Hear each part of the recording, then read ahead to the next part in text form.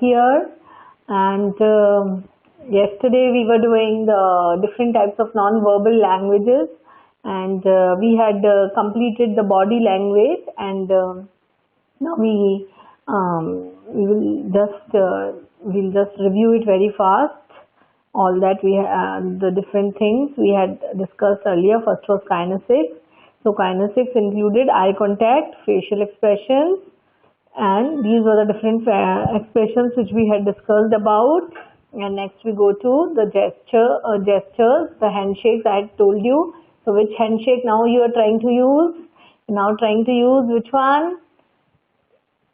Which handshake you are trying to use? The stiff arm handshake we are trying to use. So all this we had discussed earlier yesterday.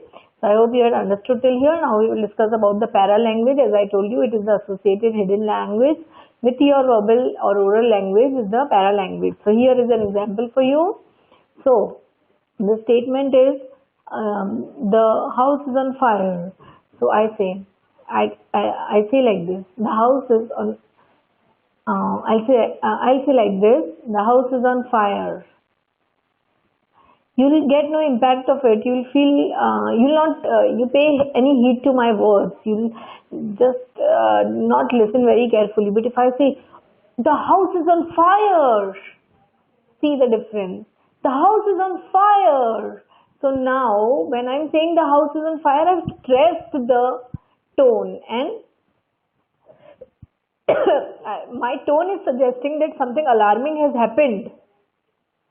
Which in the first sentence, though the house is on fire only, but if I say it very bluntly like this, the house is on fire, people will not pay attention to what I am saying. They will hardly understand what I am saying. Or they'll think I am playing I'm just speaking something false.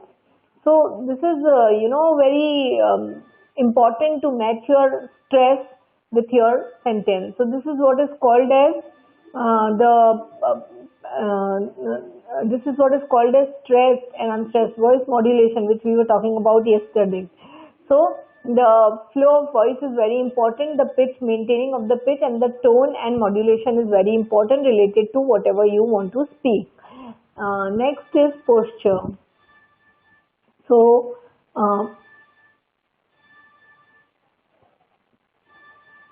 posture.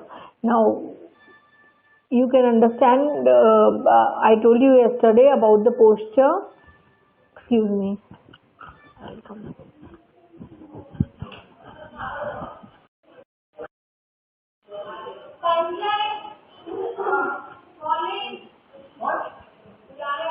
Sir ringing tone क्या बज रही थी लगातार? इतना disturb हो रहा है lecture में. क्या हो रहा है?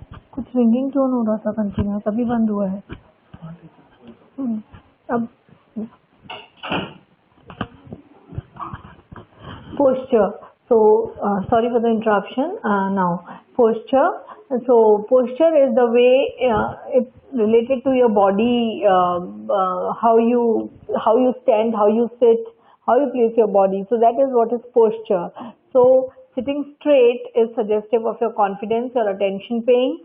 So, and upright posture means who are confident people, like people you in police and army, you will find such kind of people who have upright posture. Then it is another sign of status also. Then you have hands on hips. I told you yesterday also, it is confrontational, that you are calling someone for a competition, then you will put your hands on your hips. And then there are group postures, like imitating the posture of the people, like crossing your legs, folding your arms, and so all these are different types of postures. So the postures are very important, and while we are walking, while we are standing, or while we are sitting, we need to have a watch on our postures. Postures will suggest the way we think, the way we sit, the way we stand, the way we walk. All these things are very important, and they are suggestive of our personality. If I shrug my shoulders and sit always, or if I bend down or something like that, it shows that I'm inattentive or I'm not confident and all these things. So it is very, very important to have confident posture. So whenever you sit in front of someone, for example, in interviews, sit straight. It will show your confidence, your attention, your interest in that thing. When you're walking, walk, very with straight and puffed chest and all that. These, and when when you're standing, stand straight. All these things are suggestive of your confidence, of your interest, of your attention towards the other person. So this is important. Now we go to the next topic of body language. Sorry, not body language, non-verbal language. Now we go to the next aspect of non-verbal language, and as the name suggests, it is artifacts. Artifacts are the dress and materials surrounding us.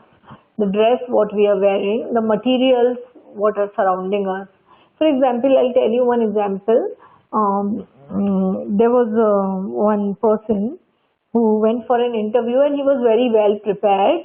And when he got into the interview room, it was a big room with proper decorations and lot of very good ambience, highly infrastructured.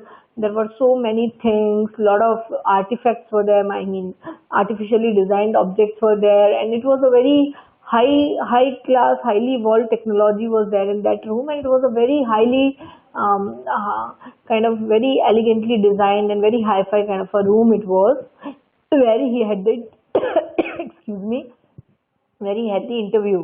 So when he went in, he was so much distracted with the settings, with the surroundings in that room. He was like totally lost, and he was so nervous that, oh my God, it is such a hi-fi cabin, and the person interviewing me might be a very, very hi-fi personality. He got so nervous that whatever he knew, he was not able to answer it properly. So it is the surroundings matter a lot. The way we reflect ourselves, our dresses and all, how we present ourselves to other people.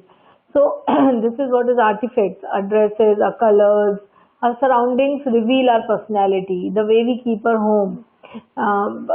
You go to a person's home, it is neatly and cleanly put. It reflects that that person is very much bothered about cleanliness and hygiene and health and everything. If you go to a very chaos in a house with full of chaos, clothes are spread here and there is so much of dust and everything, you will not feel to stay there, and you will think that person is hardly bothered about hygiene and health. So artifacts are the material objects which are extension of oneself, and clothing has the power, as it's written, clothing has the power to influence the other person, the way we dress up.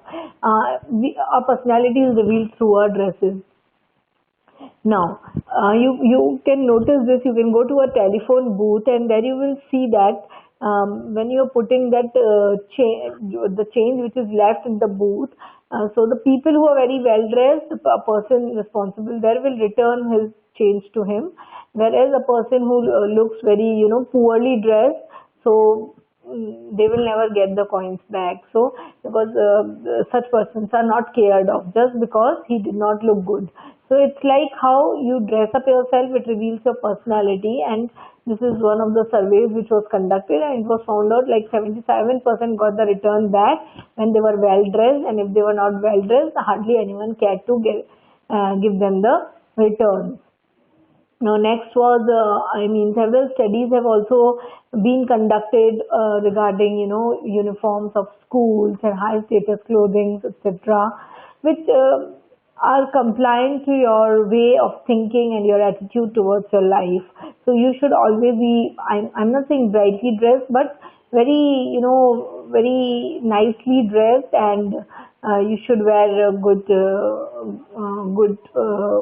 perfumes, you should wear good dresses according to the suiting the occasions. You should keep yourself nicely, presentable in front of the other person. So your personality is half revealed through these things. The situation should govern your dress. If you're going for an interview, wear a formal dress, understood. If you're going out for a party, you can wear bright and jazzy shades and bright and bold dresses. but it should depend upon the situation where you're going to. You cannot go in a bright dress to a funeral. Everyone will, feel very hurt with your that dress also if you wear at such an occasion. So for paying respect to a person, to a person, and when you arrive to a funeral, you wear light shades like shades of white, gray, and all that. So please, dress is very important and suggests and reveals your personality. So choose your dress according to the occasion, according to the climate, and then wear your dress. It should be neat and clean. It should be properly ironed, and it should suit you most importantly. So the different, this is very important. The clothes we wear make a statement about ourselves. They speak about us. It is the interpretation of our personality. The clothes we wear is the representation of our personality, because we will wear clothes according to what we think and what we are. So it is very important to select your dress according to the occasion very, very properly. So now these are the different examples of dresses I have given you in different situations. So first is office. So you wear a formal dress. Second is when you are going for any socializing or any kind of a get together with your friends, any family outing. That time you can wear casual dress like jeans, tops, and normal dresses you can wear. Then the other person will judge you with your dress. Please mind. Now dress is one aspect of the appearance. The other things are your hairstyle, your jewelry, your makeup, and your body notification. I mean, what accessories you are giving with your dress, what kind of a makeup you are putting on your face, what kind of accessories you are wearing. These will add on the impacts of your dressing to the other person, and your personality will outshine in front of the other person. So please match the accessories, match your makeup, your shoes, etc. with your dress accordingly, and so that your complete personality becomes very appropriate and very kind of very admiring to the other people. Activities, what you can do here is activities means some of the questions which you should prepare yourself for is how to decide what to wear. Deciding what to wear is very important. Like you should decide, okay, today I have to go for an interview, so what dress I should wear? I should wear formal. What are the shades for formal dresses? Like blue, white, black, so gray. These shades I can select from these shades. I should wear a proper formal dress for my interview. So think what is the occasion, and first of all think what you have to wear on that occasion, which is important. Think about the color of the dress, think about the type of the dress, whether it is formal or informal or whatever. Now, do you always have a choice? Sometimes you might not have a choice. So if you want to wear a white color, but if you don't have white color, you can go to a nearby color like light gray and all colors, cream color, something resembling white. So if you don't have white, you can have off-white, you can have cream, you can have gray, something like that, which suits that, which is similar to that color. So sometimes, whatever choices you have in front of you, according to that occasion, what you have with you, what is the best in that choice. So choose that dress. Then, are there clothes that you hate wearing?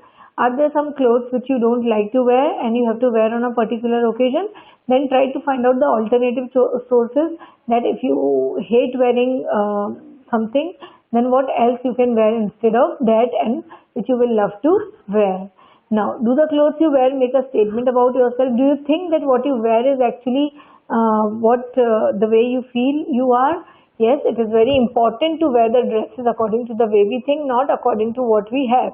Try to get clothes, try to buy clothes according to the way you think. So, because clothes will speak a lot about you. So, students, please, from now onwards, when you are going to purchase any dress, a casual dress or a formal dress, try to purchase it according to your thoughts, because they will reveal your personality. So this is very, very important. So this we have talked about artifacts. Artifacts includes dresses. I told you dress reveal your personality, and the second thing was the surrounding objects. So whenever you are trying to do, I'll go back to that. and materials. And then whatever you are trying to do, suppose you are trying to design your kid's room, and you design it like you put a computer there, you put shelves, bookshelves, office shelves, and so many things there. The kid will get afraid. What is this? He will not like to get into his room. A kid's room you will design. If it's a boy's room, you'll put blue colors of blue shades and all. The girls' room, you'll put shades of pink and all that. You'll put some, flowery objects and some kind of those things like toys and all these you'll place in a kid's room. Whereas in a study room, you'll design it in a different way. Bedroom, you'll design it in a different way. Your office, you'll design it in a different way. So all these are the artifacts, and the artifacts are very, very important. We should select proper colors, proper designing. If we don't know that, we can hire designers for your suppose you are opening any institution or a company or some place you have hired, you want to open an office. Just don't make it in a very chaos way. Try to you make it very intelligently by using witty artifacts like putting the right color shades in the office. You cannot make office with red colored paint or yellow, bright yellow, or any bright colors. You cannot put in your office. Don't try to do all those things which will create a very negative, kind of reputation of yours. So it is very important that if it is an office, it should look very decent. Use decent colors to paint your office like gray, white, cream, all these. Use a furniture which is suiting the paint color and which is very elegant and which is suiting the purpose of your this thing. See that you have enough space in your office to move around. It is not very compact. Even if the space is limited, you can use small artifacts, small table chairs, etc. But keep some space for moving around and all that. If you don't know all these tricks to design it, then take the help of some designer to design it, because it will be very helpful in the longer run, because it is your ambience which will attract the people to your office and all those things. So it is very important to keep proper artifacts. Suppose it is a hospital, or suppose it is a hotel, and you put pictures of the fruits, good for digestion. You put the pictures of diseases. You put the pictures of junk food and all. It will not do in a hotel. It is not a place to show the people the things. It is these posters, if they are put in hospitals, they are better. So see what is the place and what artifacts you are using. You cannot use the artifacts which you are using in a hotel in a hospital, and you cannot use the artifacts which you are using in a hospital in a hotel. So it is very different. Every place is a different place. See what your place is related to and put artifacts and objects related to your place which can speak out. A person will come there and without reading it is a hospital, but looking at the pictures he will understand it is a hospital. A person doesn't go to a kid's school, but seeing the artifacts there and seeing the kind of the colors they have used, the bright colors, the lot of artifacts which are used, and the kind of elevation they have put up, they will definitely locate that it is a kid's school. So it is this thing which will help the people also to understand what it is and which place it is. Your artifact should reflect or it should have the effect of what kind of a place it is. Your artifact should show and without your speaking, the people should understand what your place is for. Is it for official purpose? It is for a hospital. It is for a school. It is an educational place. It is a restaurant. It's a hotel. What it is? Just by the ambience, just by the artifacts put, they speak on their own. You go to a restaurant. You understand just by the ambience. Yes, it is a restaurant. And sometimes you just see the name written. This restaurant, you get into it, you don't feel that kind of an ambience. You say, it's a hospital, this is what kind of ambience it is. You just go out. Though the food and all was good, but because the ambience, you did not like the ambience, so you went out. So it is the artifacts which speaks, my dear.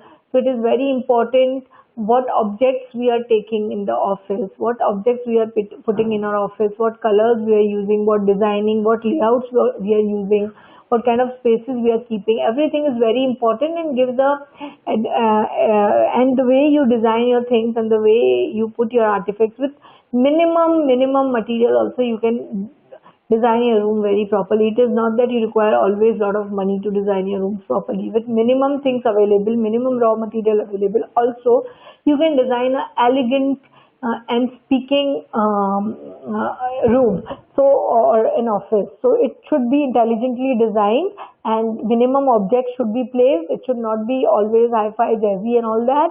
It should suit the occasion and suit the place what it is for. You can put, educative messages in a school, but not in a hotel.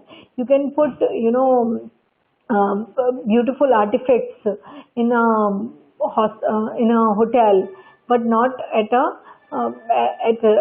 hospital. Similar objects of this thing cannot be used in a hospital. So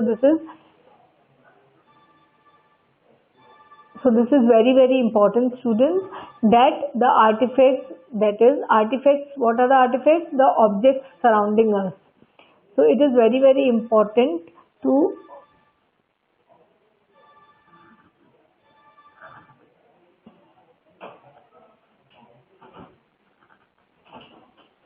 excuse me, I'm getting very much disturbed with this noise. So these artifacts and this dress material both are important, and they both speak about our personality and about our surroundings.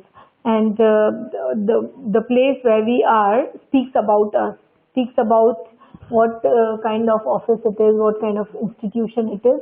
The place, the designing of the place will suggest it's a hotel, it's a hospital, or it's a school. So this is very important to give the right design, to use the right artifacts, keep proper spaces in your office and workplace. And second thing in artifacts is dress.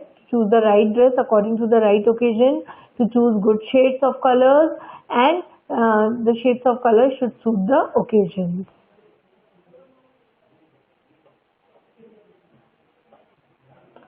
So now we go to the next non-verbal language. The next non-verbal language is Proxemics. So we have done just before that. One second, excuse me.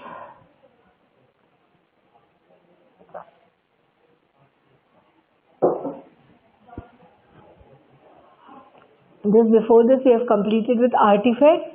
So the next non-verbal language is Proxemics. Now what is Proxemics? It is the study of space. Please note down this word. This is a technical word. Proxemics is the science of space.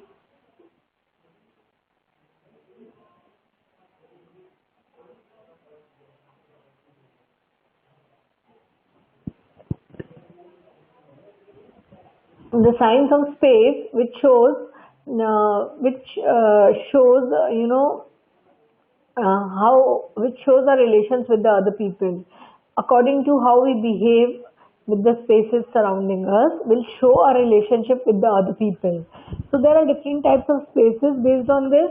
There is personal space, there is intimate space, there is social space, there is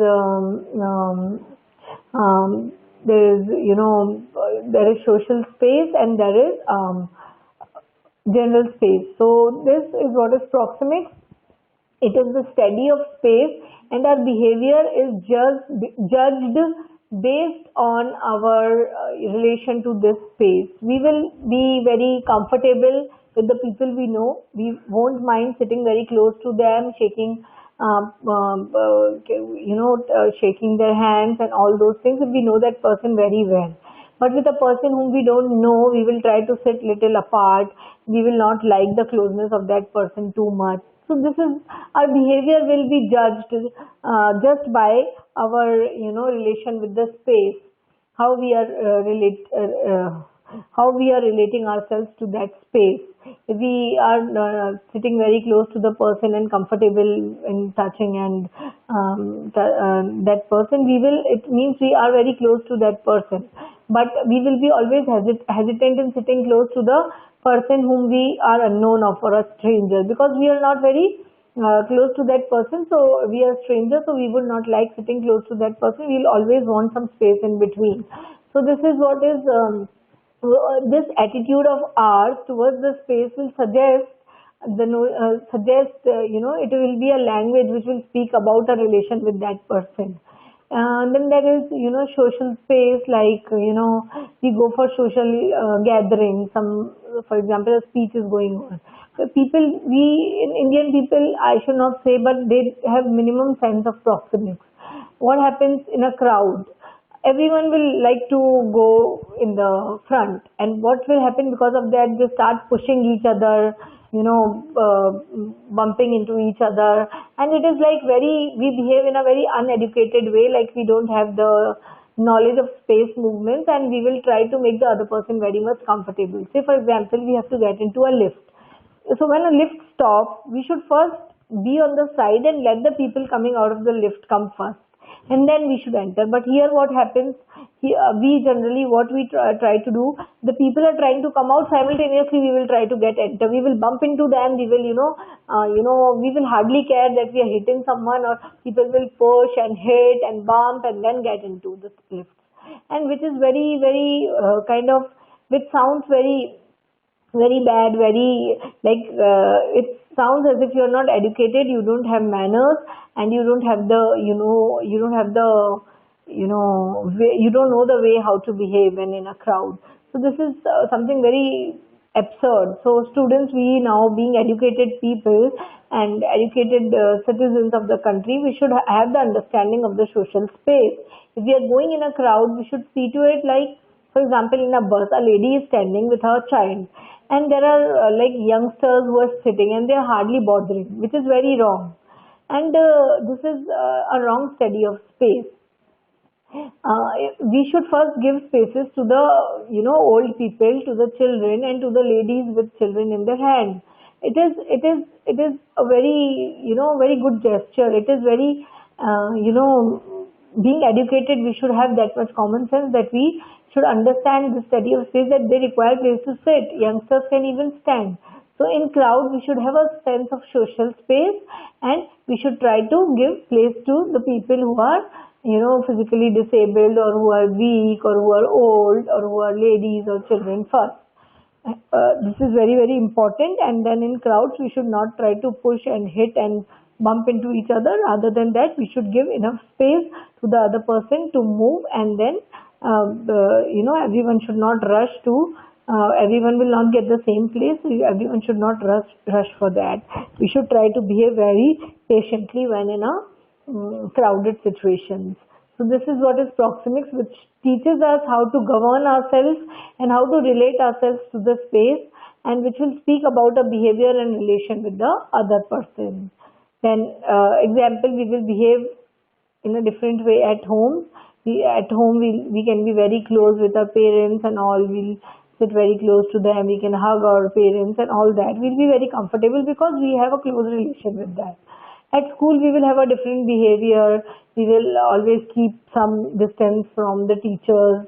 We'll be sitting close to our friends, but from the teachers, we'll always keep a distance which is a token of respect that we give to the teachers, and all these things. So all these space, behavior which we do suggests our relations with the other person. So proxemics and the knowledge of this space movement is very important. If you don't, use the right space difference between you and the other person, depending upon your, upon your relation with that person and your closeness to that person, then people may misinterpret you. So it is very important to have the right, knowledge of how to move around and how to respect the spaces between you and the other person, keeping you on those space zones. As I told you, the personal zone, the intimate zone, the social zone, etc. The professional zone, well, I forgot that. The professional zone also, when we are in a company, how much we should get into our colleagues and how far we should keep ourselves from our colleagues. We should not be too much into them also, and we should not be too away of them also. So we should keep a breathing space between Always keeping a breathing space between you and your colleague will help you in the longer run to maintain good relations with your colleagues. It will speak of a decent behavior of yours. If you try to get into the other person too much also, he might get irritated or he might have a misinterpretation of your behavior. Or if you're trying to be very far away, then people may consider you as very egoistic. So don't do that. Be very moderate and search out a middle path. Be good to your colleagues. Don't get into too much and don't be very away also. Select a moderate route which will help you in the longer run. Excuse me. And then, for example, in an interview, what will happen if the interviewer sits very close to you and asks you questions? I'm sitting here and the interview, I want a confronting situation. I want someone to sit bang opposite to me, whom I can confront with, whom I can have a eye contact with, and there is a formal space which is important between us. If I try to go and sit next to him, I mean, he is sitting on this chair and I sit on this chair and I interview him. I'm just sitting next to him. He will not feel only that this is an interview. This will be a very informal space setup. So for an interview to happen, it is important that the interviewer is sitting on one side and the interviewee is on the bang opposite side. So they are in a confronting situation, means facing each other. They are confronting each other, they are facing each other, and they are able to, when they are facing each other, they are able to understand each other, and there is a formal space between them. They are able to locate the eye contact of each other, and the table between them will suggest the space, the formal space between the two, because they are only formally related, not informally. If they were informal, they could have sit close into nearby chairs. So, which is not the right space notion. For an interview, you should always keep some space gap and place the employee and the employer in a or the interviewer and the interview in a confronting situations with some space in between and making them place at opposite ends. So this is how space plays a very important role in different situations. We should have a good understanding of this space and we should behave ourselves according to this space time, which will govern our behavior, and people will judge us on the basis of this behavior, how we are behaving pertaining or based on these space notions.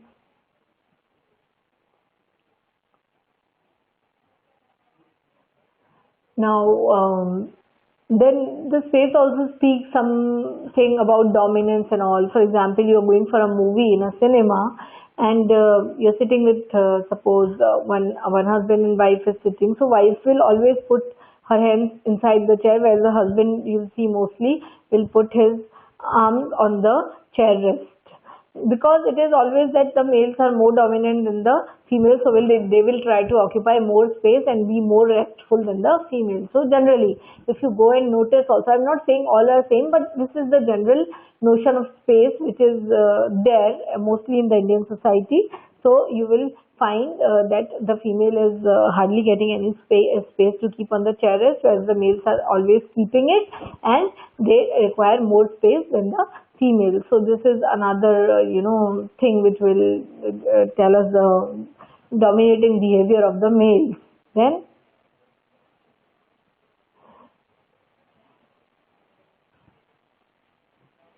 and for example, if we talk about the chair, at the higher the position a person is on, the bigger the chair would be.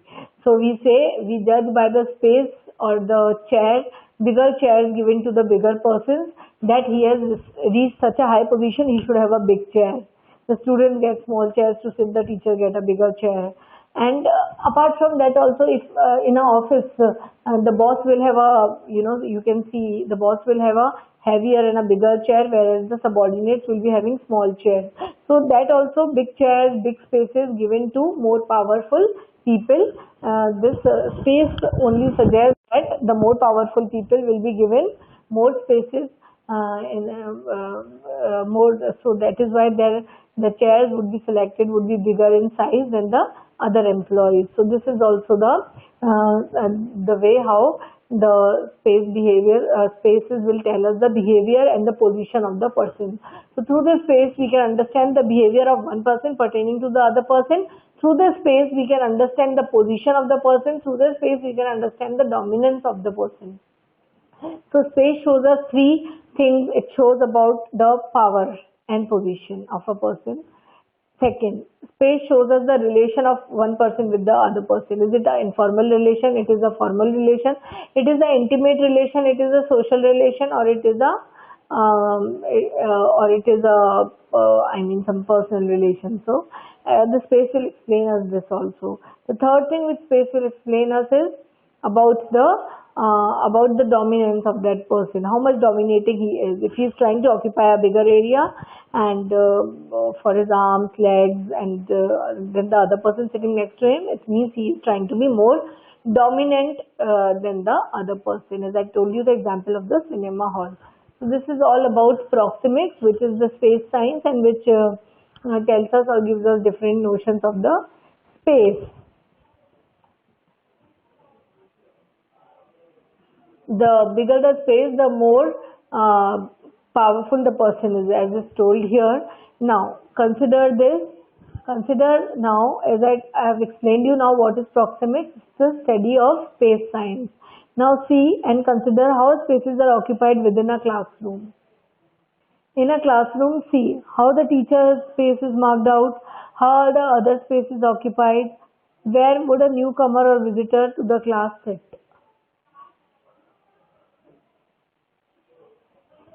Excuse me, where the teacher is sitting, where the students are sitting, what space is given to the students, what space is given to the teacher. Is it a confronting situation? All the teachers and the students all are sitting on one side. Then if any stranger is invited, or any person is invited to the classroom, where you will make him sit. So all these things will reflect the space behavior. And in a class, you will always like to have a confronting situation. I am sitting here, so you are sitting there in front of me. Because I am explaining you something, I want to confront you. I want to be in the opposite side. I want to be in eye contact with you. I want a face-to-face contact with you. I want to have a eye contact with you. I want to look at you. I want to confront you. I want to be opposite to you. Because here I am lecturing you. I am delivering a lecture. I want you to be in front of me. I don't want you to be by me or next to me or beside me. Understood? So it is very important, depending upon the situation, the space has to be decided. Now, what do you feel if you are in a crowded bus? I told you. What I feel, I'll tell you. When I'm in a crowded bus, I just want to jump outside that bus. We hardly like to be in crowds, of course. In a stadium and at a lonely beach. If you are at a lonely beach, how you feel? If the beach is fully crowded and there are so much of people there, you will not enjoy the beach only. You will feel very, despondent about so many people and all those things. You will not enjoy the beauty of the beach. But if the beach is alone, it is hardly crowded, only a few people or no people are there. You will love to be at the beach, and you can be there for hours together when you are alone. Because that time you are not, diverted to any crowd. You don't feel sick about other people being surrounding you. You will feel very comfortable, and you can enjoy the beauty of nature being alone there. So this is what the study of space suggests. Once you can review it. Once you can review it, what is proxemics? Please write the definition. It is the study of the space around us, especially in relation to other people. Write this definition.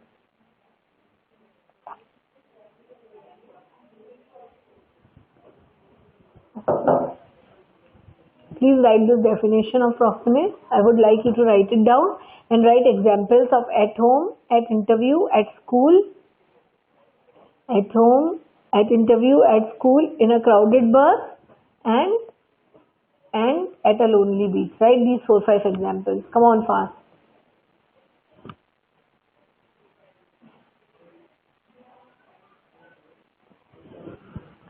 See how your space is occupied when you're sitting in a bus, when you're sitting in a school, when you're sitting in an interview, when you're sitting at your home, in your break times.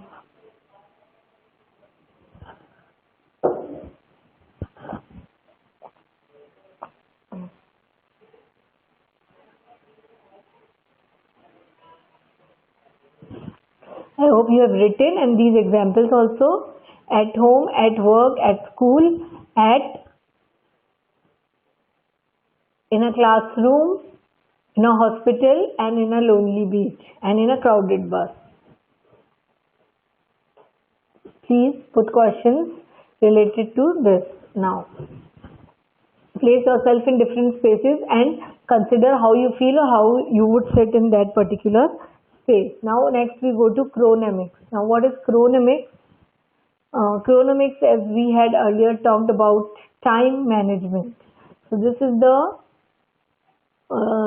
technical word used for time management. Students, please write it down. Chronemics means time management. I would like the students to note down this word, which is the technical word used for time management.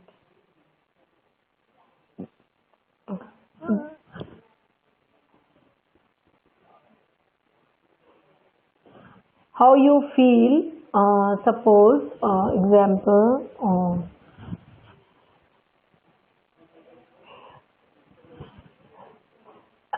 you are at home and you ask a milk vendor to give you milk every day in the morning to supply you with milk packets, and every morning you want to make the tea at 7 o'clock, and every morning he's arriving at 8 o'clock. How would you feel? You will feel restless, you will feel very bad, you will feel impatient, you will feel wastage of your time, and you will finally quit with that milkman and keep the other person, because every time you are feeling very restless about that unmanaged time situation. So when you are feeling like that, so understand, if you go late at some place and where you are required to reach in time, and many times you repeat the same behavior, how does it appears to the other person? He will also feel bad. For example, you are an employee in an organization and the time you have to reach is 10 o'clock. Every day you reach at 10, 10:15. So the employer will also get irritated of you. When you were irritated with the milkman, it is right. But when the employer is irritated of you, it is wrong. Why?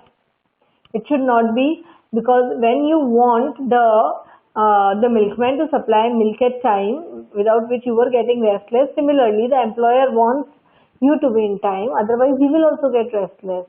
So think how you felt if someone mismanaged the time with you. So how can you mismanage the time with the other person? But on the other hand, on the contrary, we Indians have the habit of always delaying and putting the things to the end time. Now what the students do? Oh, tomorrow I have the PowerPoint presentation of this topic. I've not prepared it. Come on, let me find out. Let me search out for sources. Oh God, internet is not working. What to do? Let me go to my friend. Oh God, my friend is not at his place. Oh, let me search a cyber cafe. Cyber cafe charges are too high. The cyber cafe will open only in the night. By that time I'll be very late. Now I'm in a panic. But this is what we all do. Here, we Indians, we have a laid-back attitude. What's a laid-back attitude? Laid-back attitude is we will always try to postpone and put the things on for the final or the D-Day.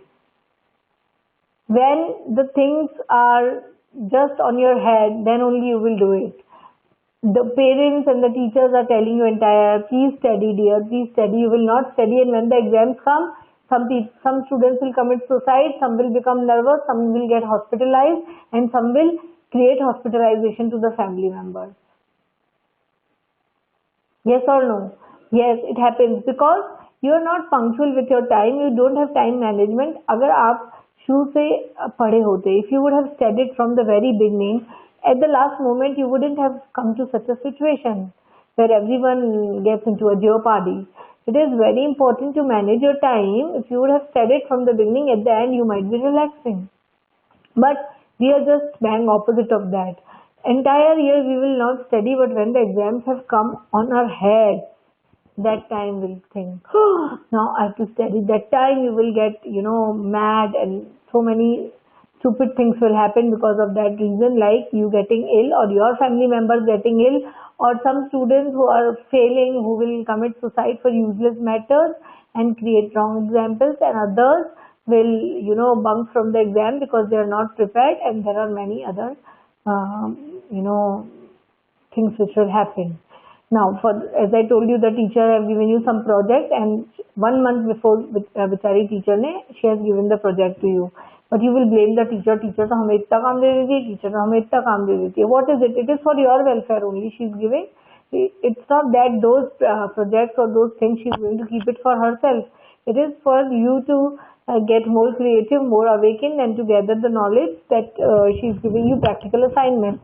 But what you will do, you will keep those assignments for the last day, and what will happen last day, you will keep rushing from one door to the other, finding out for things, raw materials, things, and accessories and all those things, and you will find only half of them, and you will be in a total chaos, and you will create an entire chaos for your family also. Your mom is rushing to one place to get the stationery items, your father is rushing to the other place to get the internet accessories, and you are rushing to your friend's place to know what all has to be done, and all then together will come and start doing for one work. The entire family has become come into a chaos. What is this? Is it a proper way of working? No. You should not have that laid back attitude. Never put it to the last, because what will happen at the last day if you don't get those things? You're rushing for the internet connection here and there and here and there, but something happened, the market is closed, your connection is not working, you're not finding anyone. Then it is a problem for you only, my dear. So it's always good to manage your time, to do your things very timely. Don't keep it for the last moment. Never keep your things for the last moment. Because if you keep your things for the last moment, then a lot of troubles will arise. So this is what is Chronemics. Chronemics is about time management. What does it mean to you when someone is always late? As I told you, when the milkman is always late, you will feel hitting that milkman and telling him, please get the milk on time, I want tea and all that. So it is very important to have a proper time management. हमारे India में क्या होता है generally we Indians, when we keep the meeting timings or some occasion, some event is there, we announce the time at 10 and starts by 12. That is also quite early. So we always 1 or 2 hours delayed in everything. Why it should happen? Here, you can see India is a developing country. If you go to European countries, they are highly developed and more evolved than our country. But there, if you see people working in offices, you will be very, surprised with that. You will see that people are working not more than 5 o'clock in the offices. Sharp at 5, they will close the offices and they will rush back to their home and take rest, and proper time they will spend with their family. Here, Indian people, you will see, they go early in the morning, they leave their houses, late in the night they're coming, midnight also sometimes, and still their work, they have a lot of work pressure. And still we are still developing. Why it happens? Because we are not qualitatively using the time. We are not managing the time.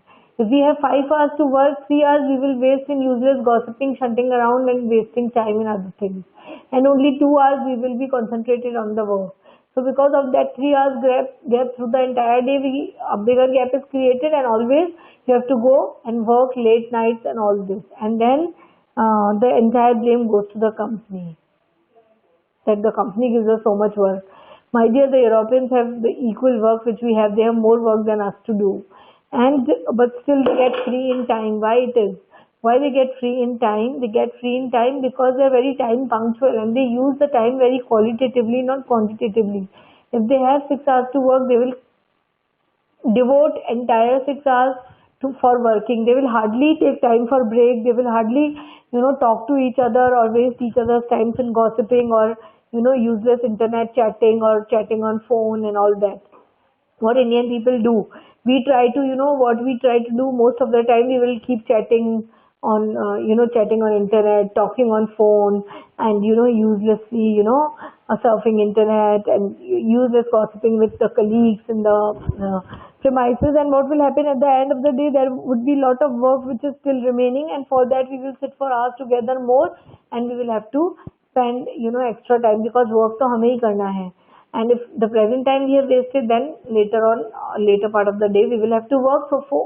So because of which, what will happen, from morning till night, you are into that office, into that work, into that anxiety and perplexity, but still you are not able to perform better than a European who had worked more than you and given more results than you in 5 hours only, which you are not able to give in 15 hours.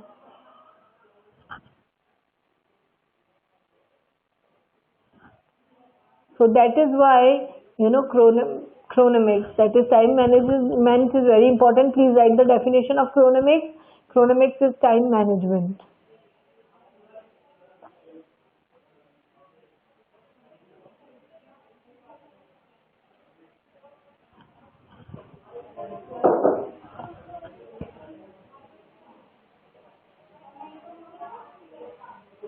Chronemics is time management. Yeah. So there was a study which was conducted, a survey which was conducted at Burgoon in 1989. And what this survey has suggested, see, the people who arrived, suppose there is an event scheduled at 10 o'clock. So the people who arrived 15 minutes before that event, they were considered dynamic. Oh, he's a dynamic personality. He's even before time. So very punctual and has arrived more than, 15 minutes late. No, sorry, 15 minutes late. They are dynamic. Oh, he's such a dynamic personality. He hardly has time. And so he'll be at least 10-15 minutes late. So he's considered dynamic. But the people who arrive in time, they are more sociable. They are more competent. They are more composed. Means they'll be more down to earth. They'll be more, elegant in their class. They'll be very competent and very socially, very good, very competent, very composed, such people. So this is what the study suggested. Burgoon says that you can find many celebrities and people at the, top-notch levels. They will, whenever a function is there, they will try to arrive late at least 10-15 minutes late they will come, just to show their power and dynamism. So they can be dynamic that way, but they will be less sociable, they will be less composed, and they will be less competent always. Rather than the people who are even at higher positions, but they will try to reach in time, which shows that actually they are highly competent people. So with this, we conclude with this chapter of non-verbal communication, which is an awareness of the power of your ability to communicate without words. So with this, we conclude this chapter of non-verbal communication, where we have learnt about different things used in non-verbal communications without the use of words, how best you have conveyed your feelings, thoughts, emotions, and ideas.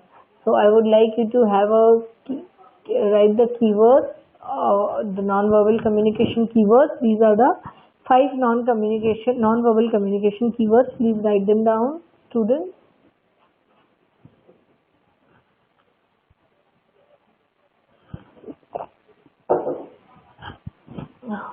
I would request you to write these 5 types of non-verbal communication.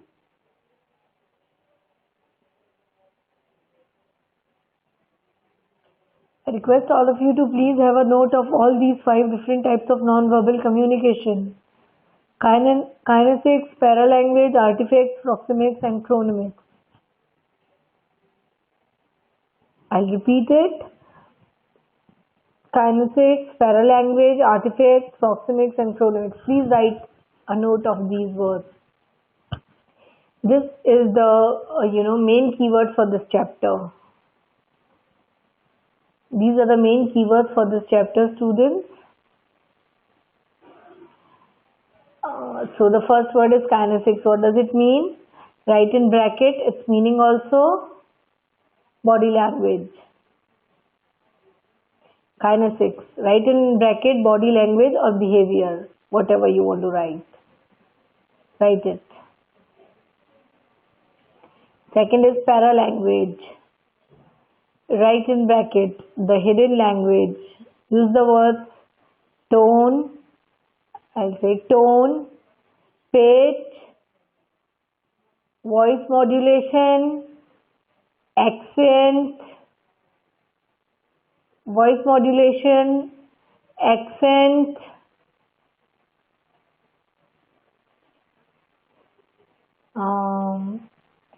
intonation,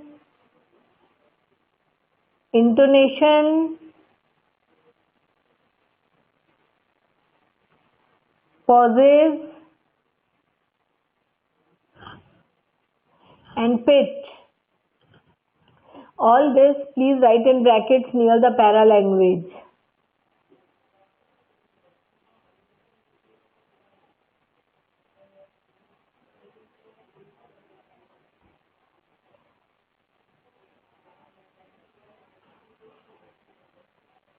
Please write in bracket near the para language.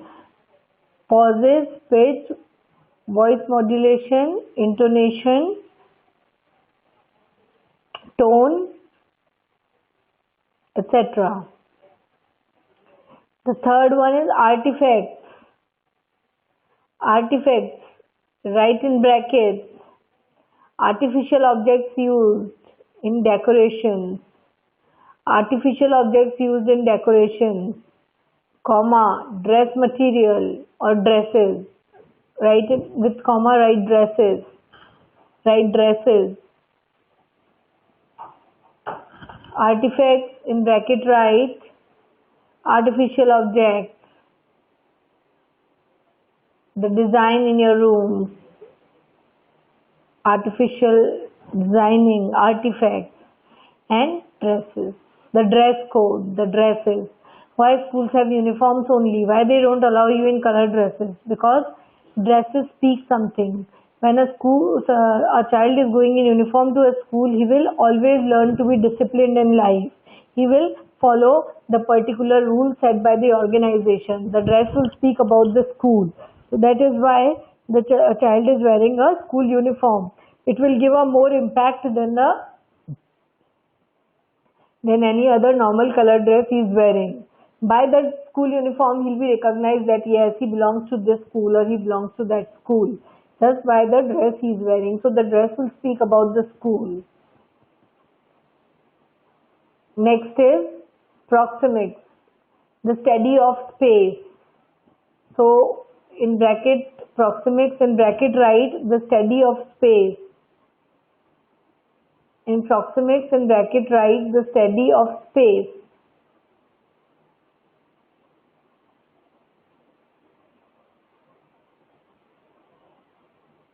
Then next one is chronemics. In chronemics, in bracket write time management. Time management. So time, space, artificial object, dress and appearance, then the hidden language and the body language are all the different types of non-verbal communication. And one of the most important fact about non-verbal communication is that it occupies a major portion more than the verbal communication. So we communicate non-verbally more than what we communicate verbally. Yes, it is true. The non-verbal communication play a major role in the communication process and occupies a major percentage. Occupy the major percentage or major share in the communication process. So we should make, now you know all the different types of non-verbal communications, that body language is important, paralanguage is important, then time management is important, study of space is important, and the way we dress and the way we design our offices is important. So we should try to because now we know all these parameters of non-verbal communication, we should try to focus and improve on these related to where we stand and what all we have to improve on it. So with this we complete with this chapter of non-verbal communication. I hope students you have understood it. Just review it for 1 minute. I'll be back in 1 minute.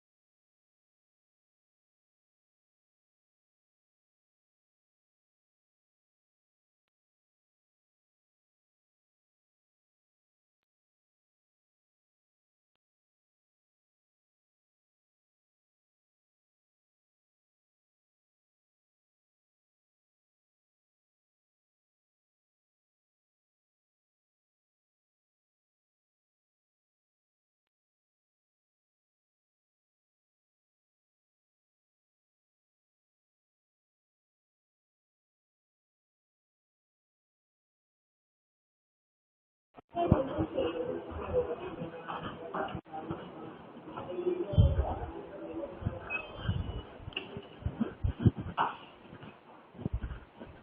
I hope you have reviewed this chapter and you have understood the entire chapter properly and the different different types of nonverbal communication. Now we proceed to the next chapter,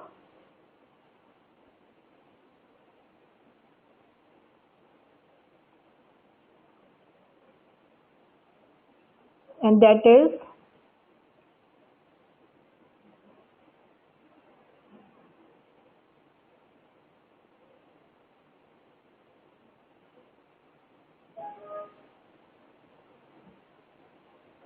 now we proceed to the next chapter, students.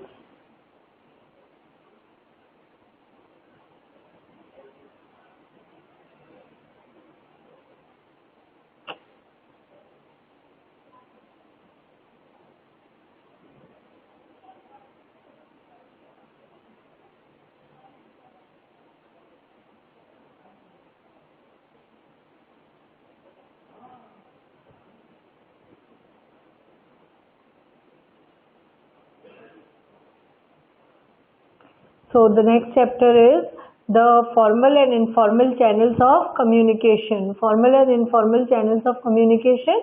So first of all, communication. I am not alone. I knock and someone knocks back. Perhaps if we could devise a code, we could send memos.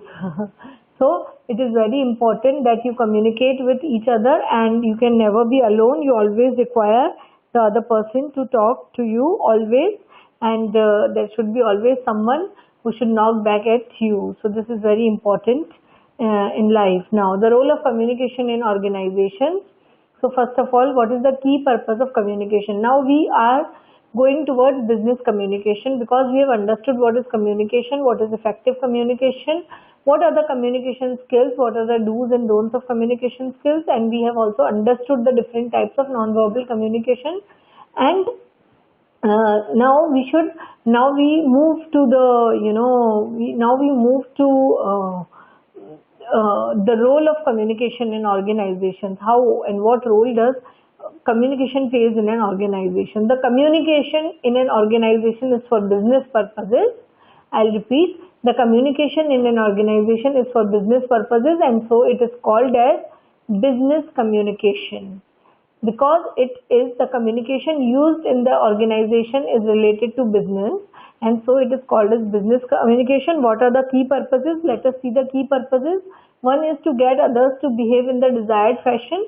You would like your employees to behave in the way you want them to behave. And the second is to achieve coordinated action, so that all the employees behave in a similar way and they are in coordination and work in conjunction with each other. So then you require this communication to set a common rule for all the employees to work, and for a common common way in the employee which the employees should follow. So this is the role of communication in organizations. So we go to the systematic sharing of information, interpersonal side with the focus on interpersonal relations between people. So the interpersonal relations. What are interpersonal relations? Interpersonal relations are the relations between two persons. What relation one person is having with the other person is his interpersonal relation with the other person. So this interpersonal relation is very, very important, and it gives us information about the behavior and attitude of one person towards the other. So the communication is a key process underlying all aspects of organizational operations. An organization cannot operate until and unless it has a proper communication system within the organization. An organization cannot succeed without a good communication system within the organization.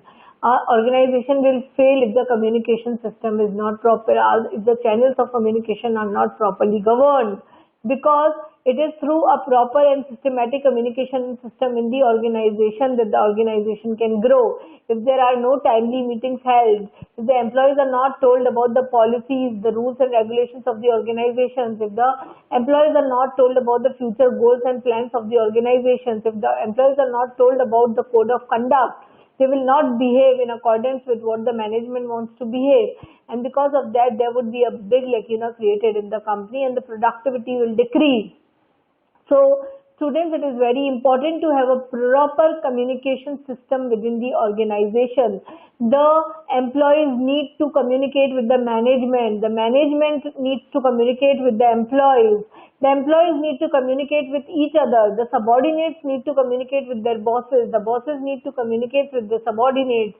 So there are different channels of communication working in the organization simultaneously, and these different types of communication are very, very important in the organization, without which the organization cannot perform. If there is not any plan or strategy for the working of the organization will fail. So you require a definite strategy, a plan, a communication is important.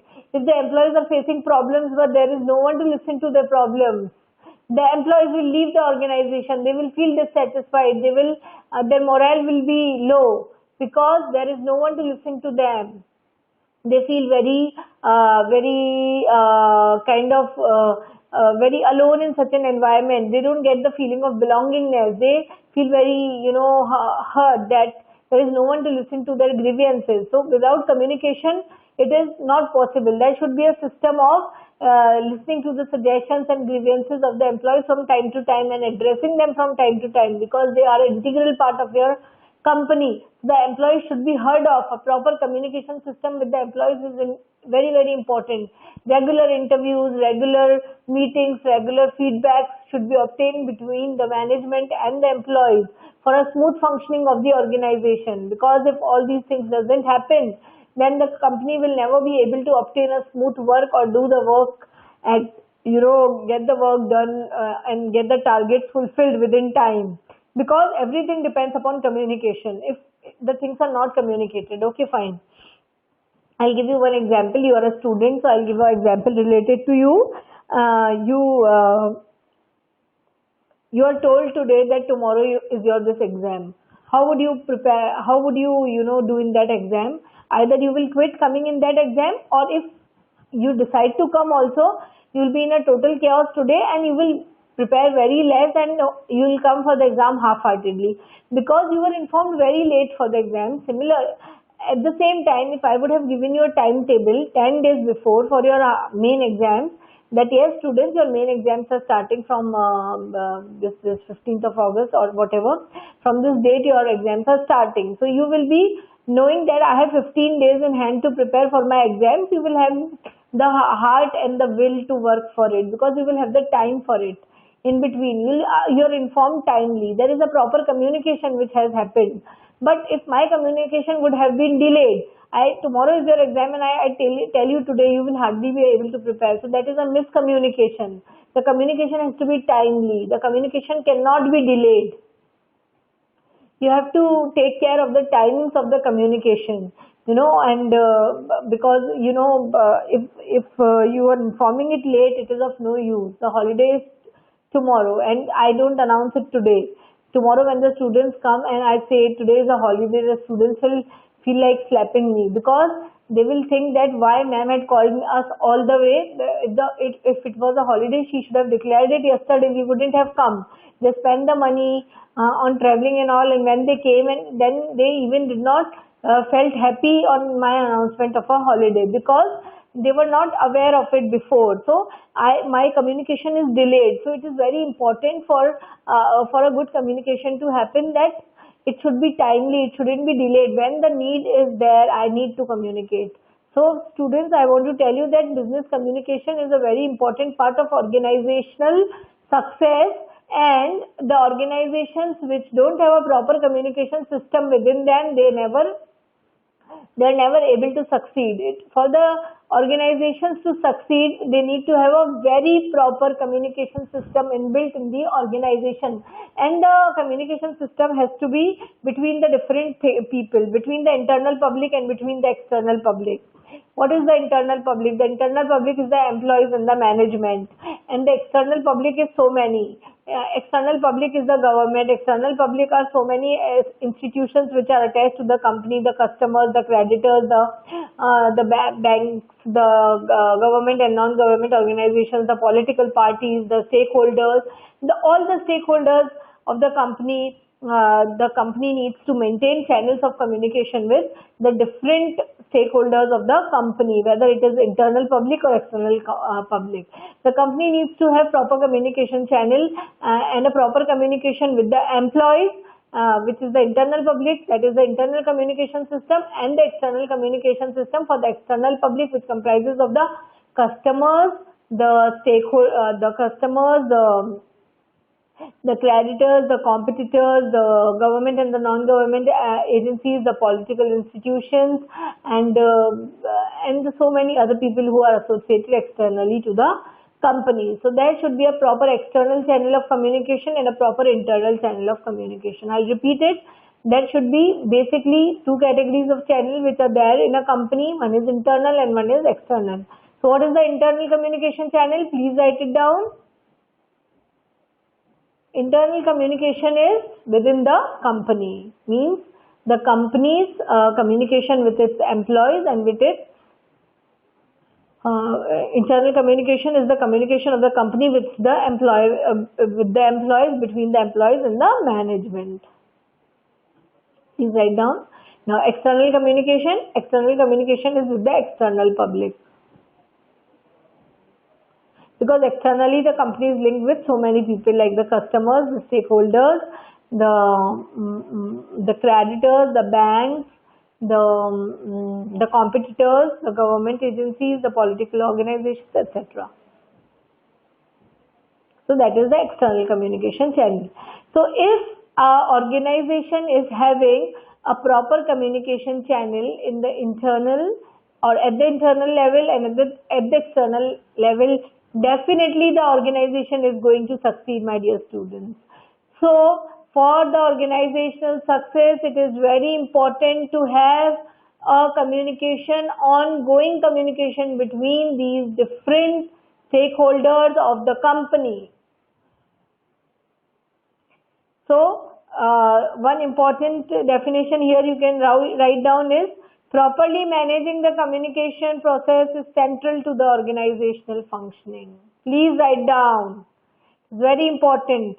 Properly managing the communication process is central to the organizational functioning. Central to the organizational functioning means it is the most important and most central, मतलब कि सबसे ज़्यादा important है वो organization के लिए, organization के function के लिए, organization के success के लिए. It is very important to manage the communication process. अगर proper communication process नहीं है company में, if the company is not having a proper communication process at the internal or external any of the level, then the functioning of the organization will fail sooner or later. Sooner or later, the functioning of the organization will fail because there is no communication between them. You have a very close friend and you keep on talking to that friend, and like you guys are very close to each other. Then after some time you both get married and your friend is married and stays at some other place. You stay at some other place and stop talking to each other because of the you were dislocated at different locations, and you were out of touch for many years. So what will happen? Now he will no more be a close friend of yours. Why? Because you were out of touch with your friend for so many years. Earlier you were best friends. When you were in school, you were best friends because you were regularly in touch. Every day you used to go to school together, used to talk on phone, you used to meet up and all those things. So you were very close friends of each other. But over the years, when you got bigger and you got married and you were in different locations, then gradually you were like not so much in touch with each other. And because you lost the touch with each other, that is the communication with each other, so you hardly remain friends. Or maybe if you are friends also, you will just know that yes, he was my friend. just not a best friend, because you are not in communication with each other. Without communication, our relations with anything will stop.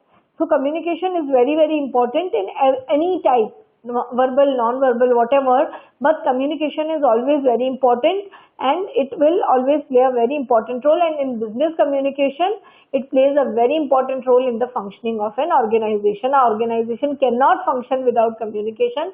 It will cease to function, it will stop to function, it will fail, it will not achieve success without a proper communication process. Now, there are different organizational structures directing the flow of messages, based on which the flow of messages, these are based on the flow of messages, the communication, based on it, we have different channels of communication. So what is the channel of communication? It is the direction of the flow of message in an organization. Please write it down. The channel of communication is the flow of the message in the organization.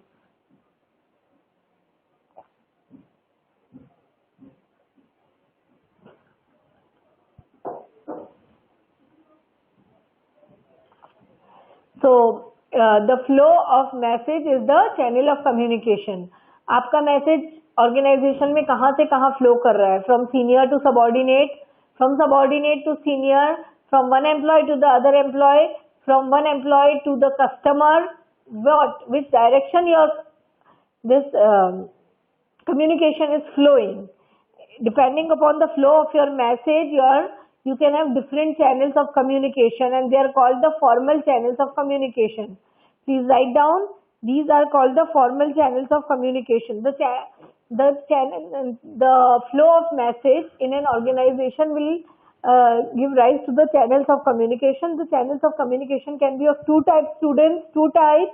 One is formal channels of communication. The second one is informal channels of communication. So based on the flow of the message, the channels of communication can be formal channel and informal channel. Formal channel is a formally prescribed pattern of interrelationship existing between the various units of an organization, and which dictates who may and may not communicate with whom, and depicts the organizational chart. So these are the organizational charts which explains the channels of communication. So please, I'll tell you once again what is the formal channel of communication. A formal channel of communication is a channel which explains how what are the directions in which the communication will flow in a formal way in the organizations. The formal channel is the flow of the message between the seniors and the subordinates, and between the different employees at different levels. So formally, whatever you are communicating to the other person is a formal channel. Please draw this diagram which shows the formal and informal relations between the employees. Please draw this diagram. I'll explain you then.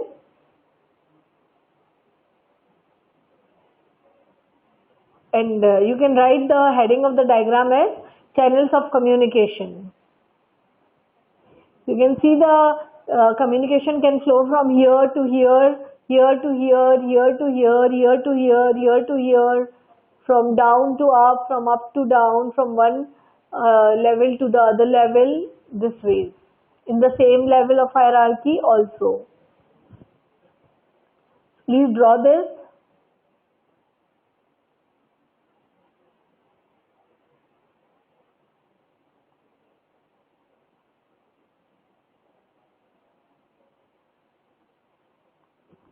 One minute, I am giving you to draw this diagram.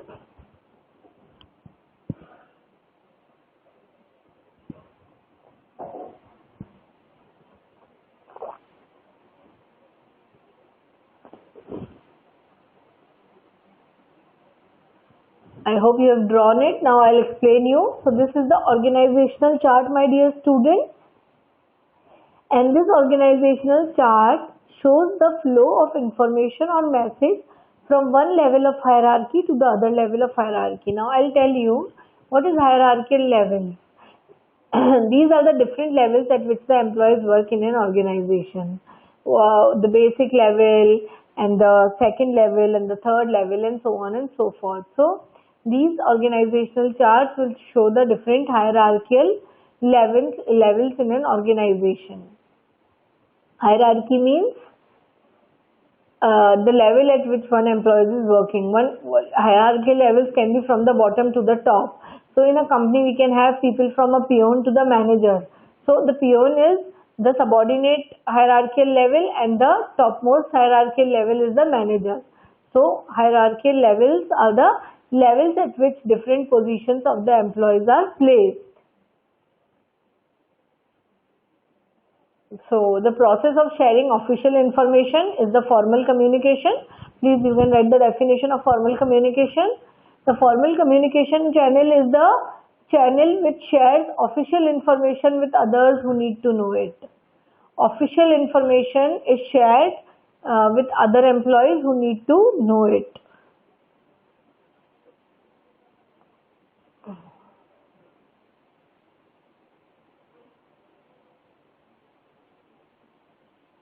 The process of sharing official information is formal communication, and according to the prescribed pattern, there could be different patterns in different organizations in which the formal channels work. So here you can see this diagram explains how information is flowing between the different hierarchical levels. This is a formal communication channel diagram. So see what is happening. The topmost level is here of the president, and below this the subordinate level is of the vice president. Below this the subordinate level is of the different managers of different departments. This is one department, this is the manager of other department, this is the manager of other department, this is the manager of the other department. So in this company there is a president under whom there are two vice presidents, under whom there are four managers working in the different departments. So how the formal communication will work? So the formal communication will work like it will flow from one direction to the other direction, giving the required information. So information will flow from, first of all, we say he is the boss, he is the subordinate. Managers are the subordinate of the vice president. Vice president is the subordinate of the president. So the information is flowing between them. Let's see how. And the information is even flowing between the different managers at the same level. The four managers of the different departments can exchange information at the same level. So that is also one channel of information. So you can see from the president, the information which is going to manager is what? What is it? Instructions and directives. The policies, plans, rules and some information which is required by the subordinate is communicated from time to time from the president to the vice president and from the vice president to the managers. So they will keep on communicating whatever suppose some policies are framed. तो policies आपको कहाँ से पता चलेगी? आप manager हो, आपको policy कैसे पता चलेगी? You will come to know about the policies from your vice president. Vice president will come to know from the president. Means the president will frame the policy and he will send the instructions and directives to you through the particular channel. Understood? So this you can see the arrow is pointing downwards. Here the arrow is pointing down, so this is downward communication channel. Understood? The communication is flowing in a downward direction, so it is a downward communication channel, whereas here the information is flowing in a upward direction, so it is flowing in the upward direction, so it is a upward communication channel. President is giving instructions to the manager through the downward channel. The managers are giving back information and feedback to the president. Understood? I'll tell you again, president आपको क्या दे रहा है? Instructions दे रहा है. आपको जब वो instructions मिलते हैं, you work on those instructions, और जो आप पे काम करते हैं उसके बाद जो आपका feedback होता है या आपकी जो information या suggestions होते हैं, you give it back to the president. Understood, my dear students? So this, our feedback, our suggestions will go back to the seniors through the upward channel. Their instructions will come to us through the downward channel. Understood? So these are the different channels which operate at the same time in an organization simultaneously with each other. Then there is the third channel. One manager of the sales department will like to talk to the manager of the finance department about some issues. They may want to talk to the manager of the public relations department and so on and so forth. So the different managers want to coordinate on some issues, so they want to interact with each other. So they can do it using, because they are all managers. Maybe they are of different departments, but सब एक ही position पे work कर रहे हैं, सब managers ही हैं. No one is senior to the other person. He is the manager of his department, he is the manager of his department, so they will exchange their information. So they will exchange it at the same level. So this is called as coordination. They are coordinating their activities between them. So here the information is neither flowing up, neither it is flowing down. It is flowing at the same level from one direction to the other, and that is why I have pointed the arrows in both the directions. यहाँ से यहाँ पे भी information जा रही है, वहाँ से यहाँ पे भी information आ रही है. Exchange of ideas and information is taking place at the same level. Understood? So this is called coordination. So this is at the same level, so it is called horizontal. एक same level पे हो रहा है. I'll repeat it. It is at the same level, students. So this is called the horizontal level of communication. Please draw this formal communication setup diagram or channel diagram. I'll give you 1 minute. Draw this diagram of formal communication. This is the example showing upward communication, downward communication, and horizontal communication between the senior and the subordinate hierarchical levels of an organization. So students, please copy this diagram. It will help you a lot in writing your answers. When a question is asked in business communication about what is formal communication, explain formal communication, then you can explain it using this diagram.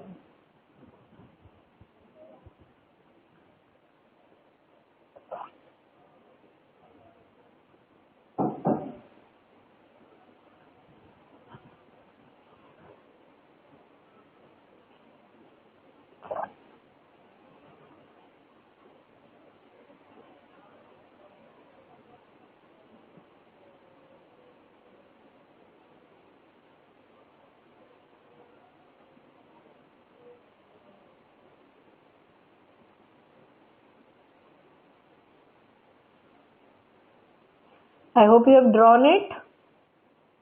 In brackets, you can write here instructions and directives. It is a downward channel. Here you can write in bracket as this information you can write as upward channel. Effort at coordination, here you can write it as horizontal channel. So write here downward channel, write there upward channel, write here horizontal channel. So now can you think of what are the 3 different formal channels? First is downward communication, second is upward communication, and third is horizontal communication. Very good.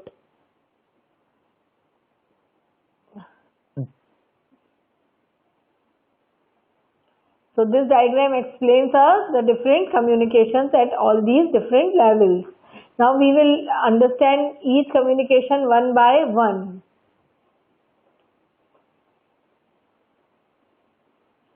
One second, I just got forwarded.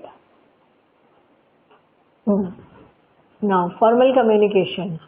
So we go to the downward communication as was explained in the previous diagram.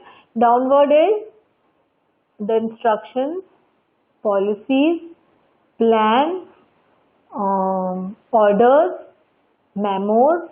Please write down. All these are types of downward communications. I'll repeat: instructions,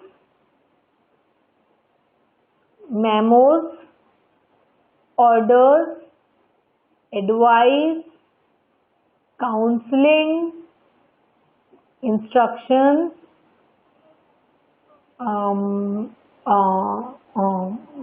policies, rules and regulations, salaries, incentives, etc. All these are different types of downward communication. Downward मतलब जो boss अपने subordinates को देते हैं, तो boss अपने subordinates को क्या क्या कम्युनिकेशन कर सकते हैं, what all the boss needs to communicate to the subordinates. We'll repeat, क्या क्या बता सकते हैं बॉसेस, आपको क्या क्या कम्युनिकेट कर सकते हैं. They can tell you about the instructions, give you instructions for your work, advice, counselling, plans and policies, and they can tell you the plans and policies, then guidelines, then some more additional information required, incentives, about your appraisals and incentives, any memos they can issue to you. Memo is a letter of complaint which they can issue against your irregular or some wrong behavior noticed for work. So all these are different types of downward communication. So this is written here. Downward communication can be instructions, directions, orders, feedback, etc. about the employees. So downward communication, please write, it is from the top or higher levels to the lower levels. Please write down. Downward communication is from the higher levels to the lower levels of hierarchy.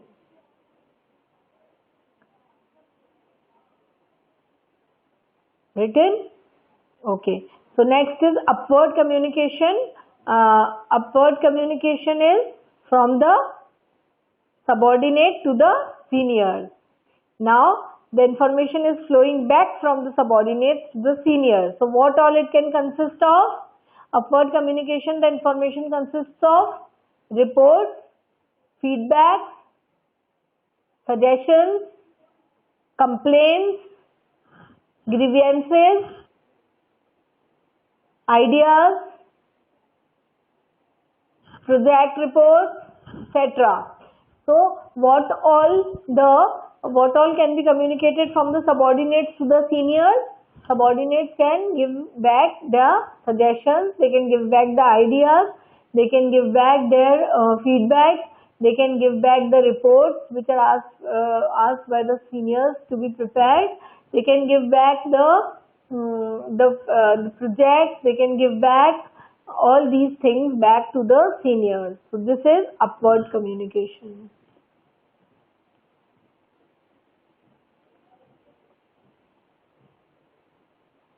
Next is horizontal communication at one level between one colleague to the other colleague. Coordination, cooperation.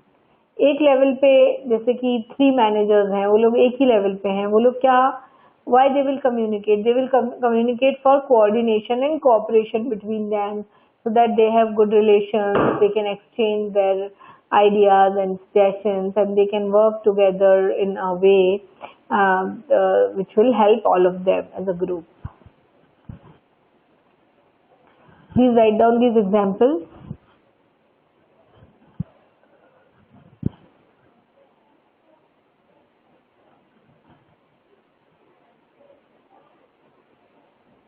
Examples of downward communication, upward communication and horizontal communication.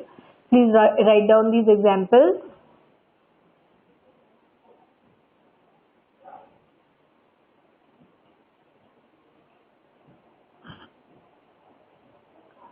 Okay, now we'll discuss something more about these downward communication. What are the advantages of downward communication? Tell me. Can you think about them? Some advantages of downward communication.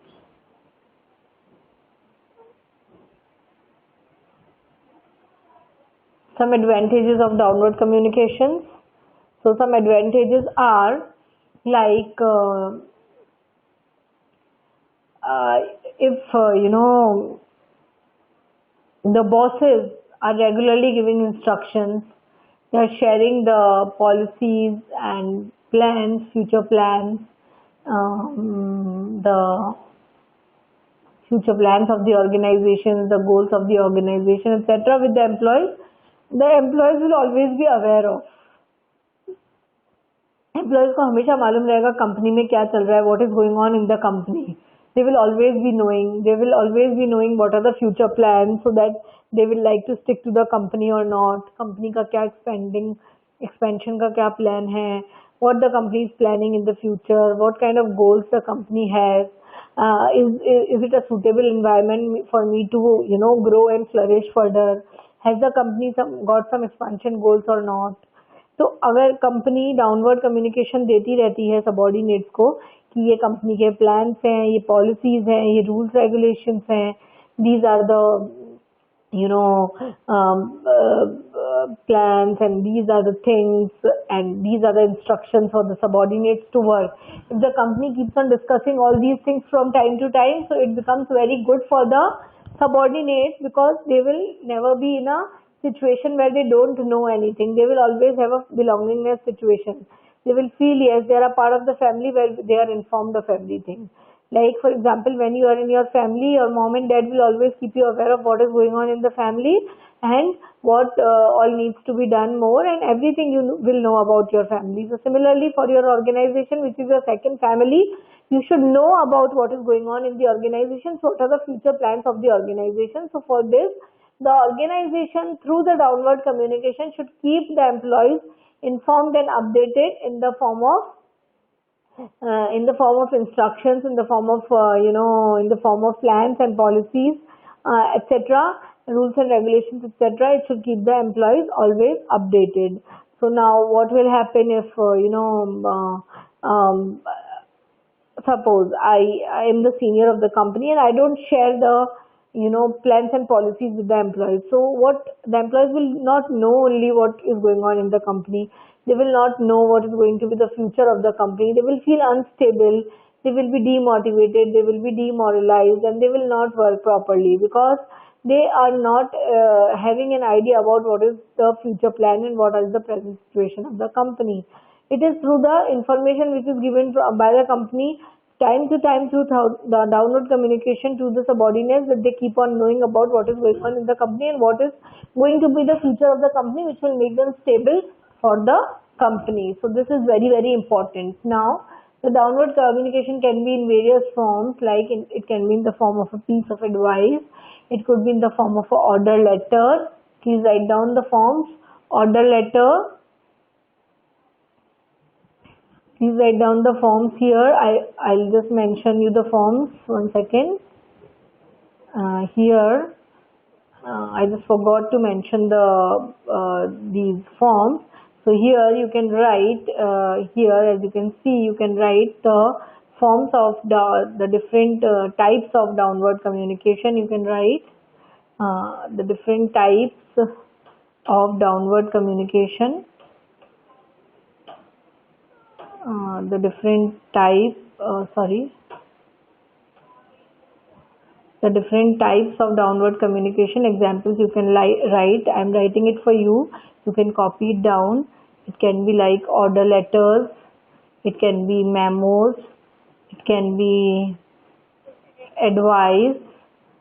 It can be counseling. It can be 1 second. It can be counseling. It can be plans, policies, appraisals.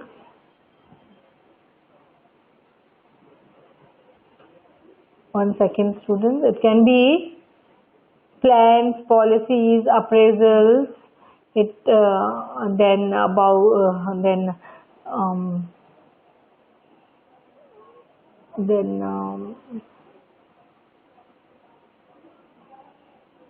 Incentives, etc. So So in the you can here as well write the types of downward communication also. And see, downward communication, as I told you, it includes instructions, directions, orders, feedbacks, etc. So in this you can also have different types. What can be the forms of downward communication? So from the manager to the subordinates, you can get things like order letters, you can get memos, you can get advice, you can get counseling, you can get plans, policies, appraisals, incentives, procedures, etc. So please write these types of downward communication, students.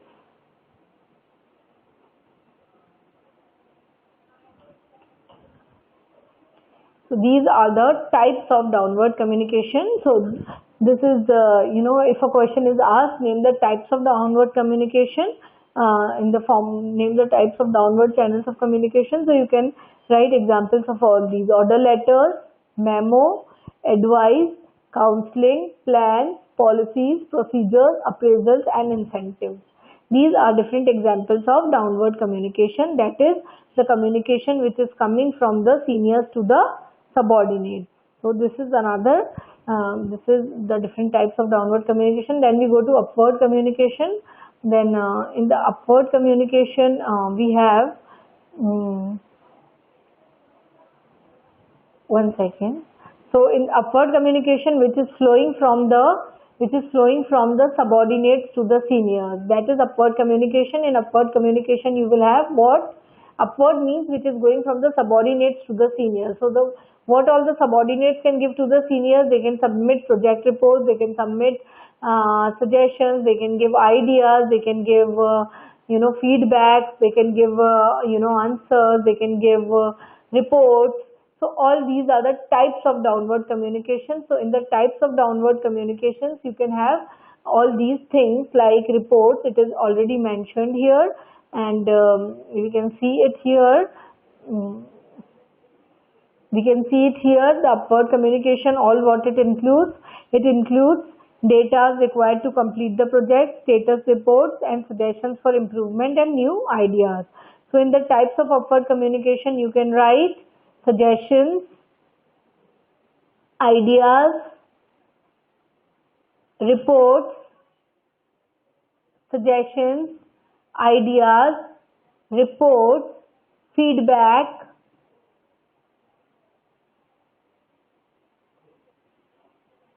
project, etc. So all these are a part of upward communication, which will be sent back by the subordinates to the seniors. Then we go to the third channel of communication, horizontal channel. So what is there in horizontal channel? It is coordination and cooperation. Coordination and cooperation, which means what would be the types of horizontal communication then? What could be exchanged? Ideas you can write. The types are ideas, information,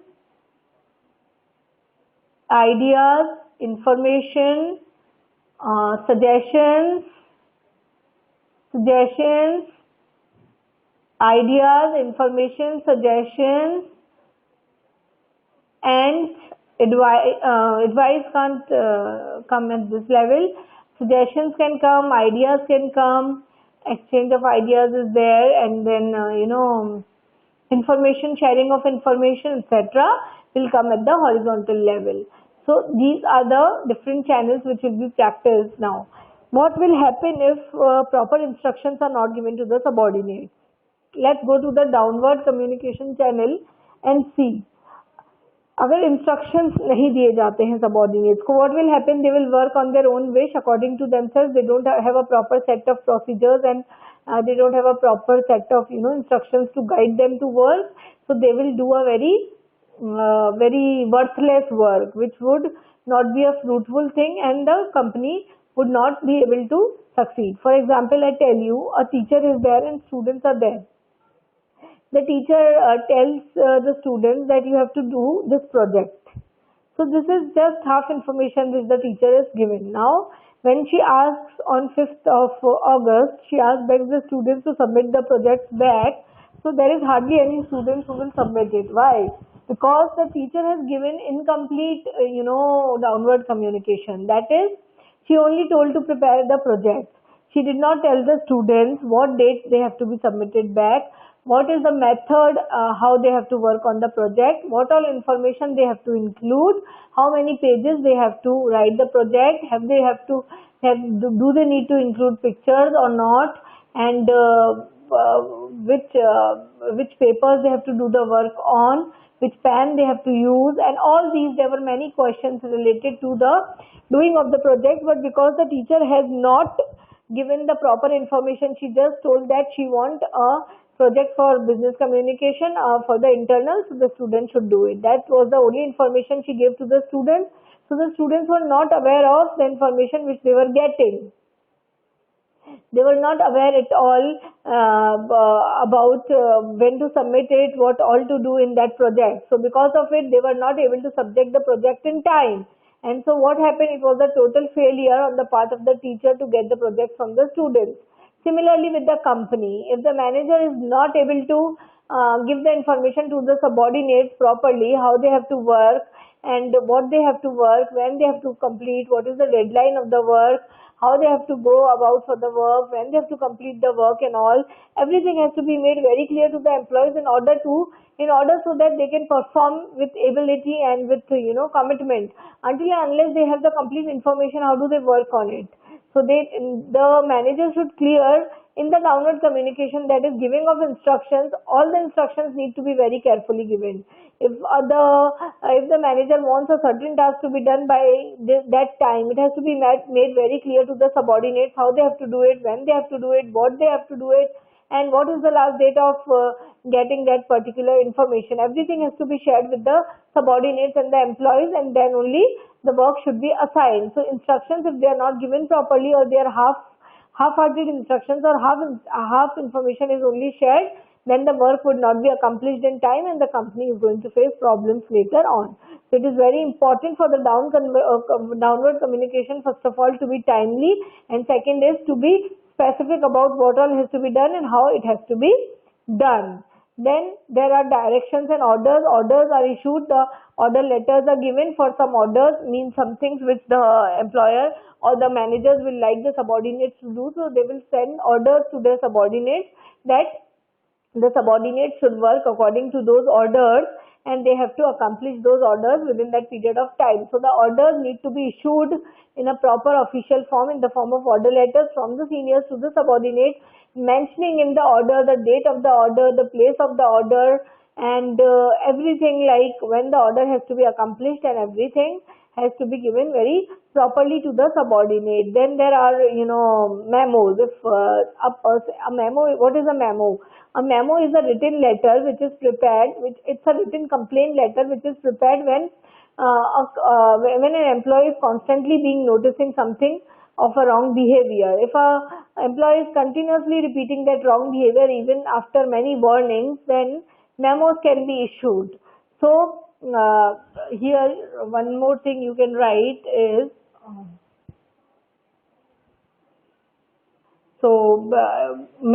with memos, warnings can be issued. Warnings are issued before the memos. Warnings are the oral warnings which are given, and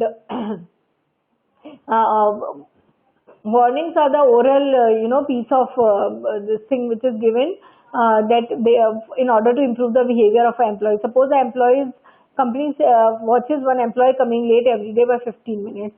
So the manager calls the employees and tells him that you should not come late. You're not allowed to come late every day. Once or twice it happens, you can inform, but every day we are seeing that you are coming late, so it can create a problem for you. So this is not that the company is trying to complain or that the company is trying to scold you for some reason. The company is trying to just maintain the code of discipline of the company, that the company wants its employees to reach in time to the organization, to just maintain a general discipline in the office premises. But if the employees are that employee, a warning is issued to him in order to correct his behavior. So the the warning is not negative thing, it is a very positive thing. It is given to a person in order to improve his behavior, not to downgrade him or pull his leg. So the company tells him to, once the company tells, twice it tells, thrice it tells, but still the employee's behavior is not improved. Over a period of time, the company is watching again and again, the employee is coming late for one or the other reason. Then finally, after 2-3 warnings, the company has the right to issue a memo. The memo is the final warning. Please write it down. The memo is the written and final warning which is issued against an employee who is watched of a regular constant behavior and who has not improved even after several warnings. So a warning is a oral condemnation, or I can say it is a oral thing scolding to the employee, but memo is a written letter which proves that this is the final warning, and after this the employee will not be given any chance. So finally, after many oral warnings, even if after that the employee is not improved, then the company will issue a memo letter. Memo letter is a letter which is a written complaint letter, which is a final warning letter for the employee, and after in the memo letter it will be written that after many warnings also you are not improved, so now this is the last warning to you. So this is only issued in order to improve the behavior of the employee and to set the discipline of the company. Then we have advice and counseling. So the employees require advice and counseling on some things, the work which the procedures which they are doing. They may require some advice of the senior, because the senior people are very experienced. They'll be able to give the right piece of advice to the subordinates, and based on this advice the subordinates would be able to accomplish their tasks properly. So advice should be kept, should be always given by the seniors to the subordinates. Then it is counseling. Counseling is a practical training which actually happens. So for this the company keeps on arranging training programs from time to time. You might have heard about on-job training, means when you are job also the company has arranged a 15 days training program for you to get you equipped with the technology. There you practically learn the uses of technology. They ask you to work on the internet, to work on the laptop, to communicate with the other devices, and how to connect the different devices and assemble with your computer, how to use the different things with your work, and how to make your work more efficient. There could be a practical training arranged by you for the companies. And nowadays most of the companies, students, most of the companies, one second. Nowadays, most of the companies, implement practical training programs for this, for their employees, to make them well equipped, well learned, and to make them stand out, in the market, and that they know to use the technology to its best, which is not only helpful for the employees but also for the company. So the company should keep on arranging counseling and training sessions for the employees. So advice is a theoretical piece of advice. Theoretically, what you know, you are telling the other person, and counseling is practically making or implementing that thing, or kind of a training which is given to the employees. Now the plans and policies. The plans and policies are very important, and they need to be discussed to the employees by the management. If the employee doesn't know about the plans and policies of the organization, the employee will not be able to work with integrity and commitment. He will always feel that he doesn't know about the organization, what are the future plans, what is going on in the organization. He is not aware of it, so he doesn't have a sense of belongingness to the organization, and because he doesn't have a sense of belongingness, so he will never be dedicated in his work. He will have a low morale, मतलब कि वो demotivated होगा. He will not work with full passion or integrity. He will not work with devotion. He will be diverted. He will not know about the future plans, so maybe he will start looking for other companies also. So it is a responsibility of the company to make the employees aware of the plans and policies of the company through the downward communication channel. Then procedures. There are different procedures of the work which the subordinates are doing. So depending upon whatever the work procedure is, he should be getting proper guidelines from the seniors. Then appraisals. Appraisals are a very, very important part of downward communication.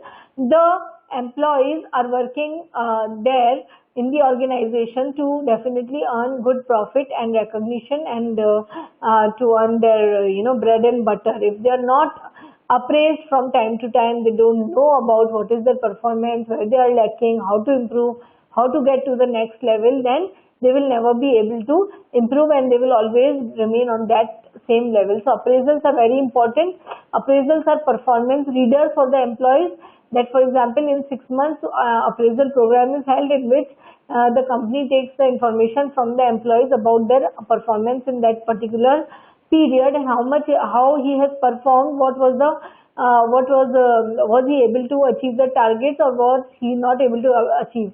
If he was not able to achieve, what were the reasons behind it? They are tried to the company tries to find out those reasons in order to improve the efficiency and performance of that employee. So appraisals are very important to keep the employees motivated, to keep the employees working, to keep the employees stick to the organization, because if appraisals will not be there, the employees will hardly work hard or will be dedicated to the organization, because they will feel that there is no appraisal for me, there is no performance appraisal for me. जैसा जैसा दूसरा perform कर रहा है वैसा मैं बहुत अच्छा क्यों परफॉर्म करूं, मुझे कौन सा what difference I am getting. So because if there is no appraisal procedure, he will not work hard. So it is important to through the downward communication, the appraisal plan should be updated to the employees from time to time. And last but not the least is incentives. Incentives are again very important and they play a very important role in the working of the employees. If the employees are not told about what salaries, what incentives they are going to get of the extra effort put, why A should work harder than B? If A and B both are getting the same salary, why A should work harder than B? Why I should work harder than the other person when I am getting the same salary and no recognition at all? One time I will work hard, but next time I'll stop working hard. The students who come first in the class, why they work more hard than the students who fail? Because they are getting the recognition of coming first. Everyone is recognizing them. Their parents are loving them. They are feeling satisfied. The teachers are respecting them. The other students are respecting them for coming first. So this is their motivation. That is why they will, when they come first, everyone appreciated them. Mother, father gave gifts to them. The teacher appreciated and gave the silver shield to them. The other students respected them. Wow, you came first and all that. So you felt very proud on your performance, that I am appreciated by so many people. So next time also you will try to outshine yourself by working hard and giving good results. So it is for some kind of a recognition or some kind of a motivation, a person needs to work hard. If one employee is working hard and the other is not working hard, and the employee who is working hard is not getting any extra recognition, he is getting the same salary as his other employee on the same level. Excuse me. He will stop working hard next time. Once he will work hard, but the company doesn't recognize him. I have worked so hard, the company did not bother to pay me extra or to give me any incentives. Forget about incentives, the company did not recognize me only. Why should I work hard next time? I will not. Definitely, this is the feeling which we will have because we had put the extra effort, so the company need to recognize us. So incentives have to be discussed properly with the employees, that if they are working hard or if they are working or they are achieving the targets, what incentives they are going to get, because incentives are the motivation. They are the motivator for the employees. They are the motivator for the employees. The salaries and the incentives are the motivators for the employees. And if I tell you that if you achieve this target or if you do this extra work, you are going to get this incentive, you will be definitely motivated. हाँ भाई, मैं extra मेहनत करूँगा तो मुझे कुछ extra मिल रहा है, तो इसलिए मैं extra मेहनत कर रहा हूँ. So then you will justify yourself. So this is a motivator for you. So the senior should keep on sending you the different updated incentive plans. One more thing is very important about the channels of communication is time. Time is very important, and so the channel should always be ongoing. It is not like that the seniors have shared the plans, policies, instructions, directions, etc. with you once in 1 year, and then they forget for another 2 years, and after 2 years they are discussing with you. Till that time you have left the company only. So it has to be very timely, it has to be constant, it has to be regular. The updation of the information from the seniors to the subordinates is very, very important, and it has to be very regular. If the seniors are not giving information to the subordinates timely and regularly, then again the information becomes outdated. I have told you today, yes, you have to do this, this and that, ye, wo, and then पूरे एक साल तक I forget, and next August में I discuss the same thing. So what in the middle of the year? The entire year is there in between, and in between you did not have any instructions, any other advice or any other updates of the information of the organization. So that 1 year has created a bigger gap and you did not get the proper information. So you either started functioning very, normally or not good, or not, you did not give a good performance, or other thing could be that you left the organization.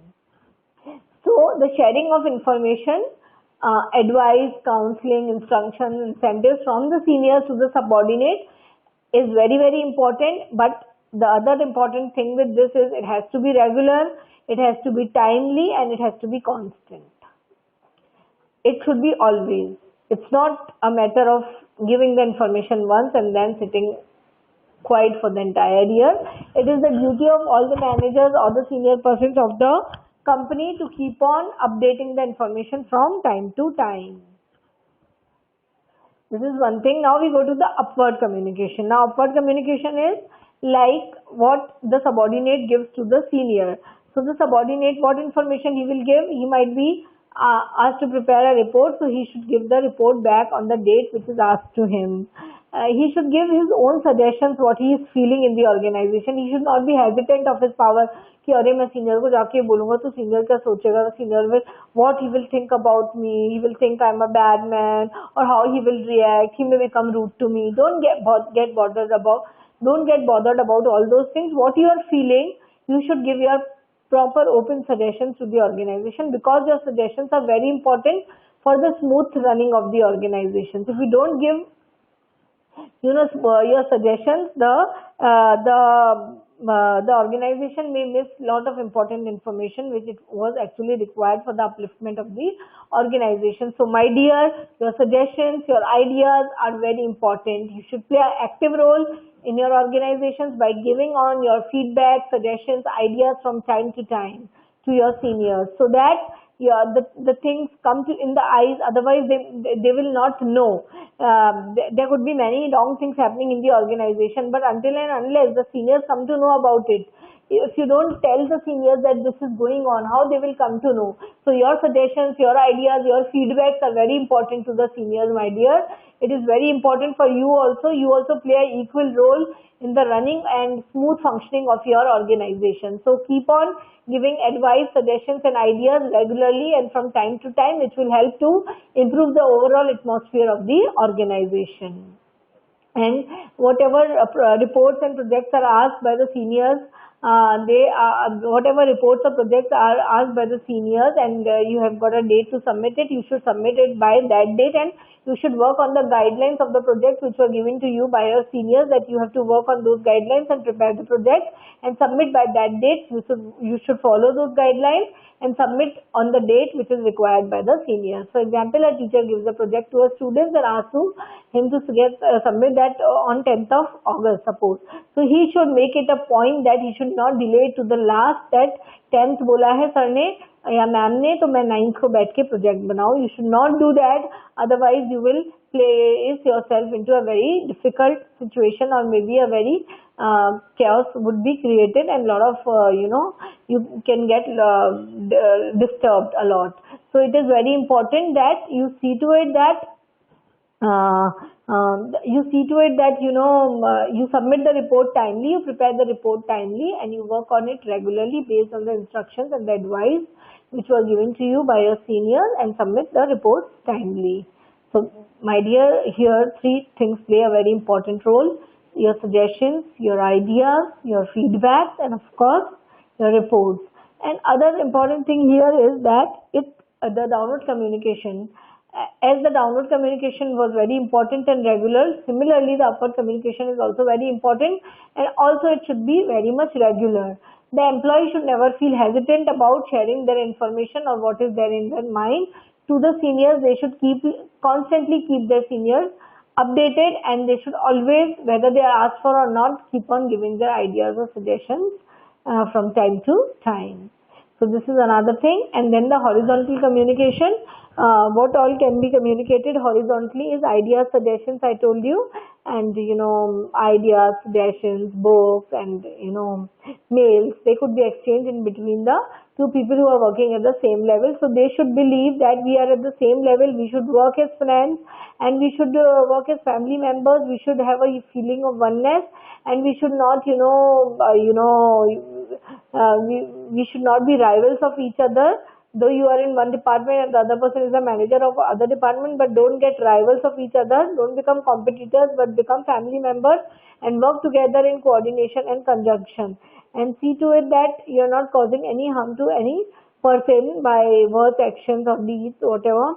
And you should, in horizontal communication, you should always keep on sharing your ideas and suggestions with the other employees at your level. You should be friendly with them. You should cooperate with them. If some employee is not knowing something and he is finding difficulty with some work procedure, and you are at the same level, you can help him to accomplish his work by your by your suggestions or ideas, or by your help.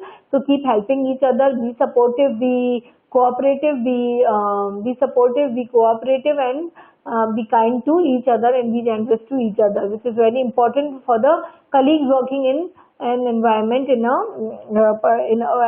particular environment at the workplace. Other important thing here is you should not create conspiracies or grievances against each other. Like at the same level, if you are working, you try to one manager, he will try to talk to the manager of the other department just to know about the variance of the other department. And he is very smart and shrewd, and he will try to get the information from you, and he will try to misuse that information. Never do that. Only exchange the information for the sake of good of each other and being cooperative and coordinating with each other, which is good for you and the company. But never misuse that information of the other department for any kind of a rivalry or any kind of a wrong thing. Don't misuse that information ever. You should never try to be never try to get involved into all these rivalries and all, which will lead you nowhere. It will lead to your failure as well as the company's failure. So avoid yourself from rivalries, conspiracies, etc. Be supportive to each other. Be cooperative. Consider it as a family. Help each other in the way you can, and don't misuse the information of the other departments. If you have the information of the other departments, don't misuse it at all. Please use the information for the welfare of your department as well as for the welfare of the other department and for the welfare of the organization in the longer run. The colleagues or the employees working at the same level are communicating through the horizontal channel of communication, which is a formal horizontal communication is going on between them. So it should be for help, support, cooperation, and good relations between the employees at the same level, rather than to create rather than to create rivalries and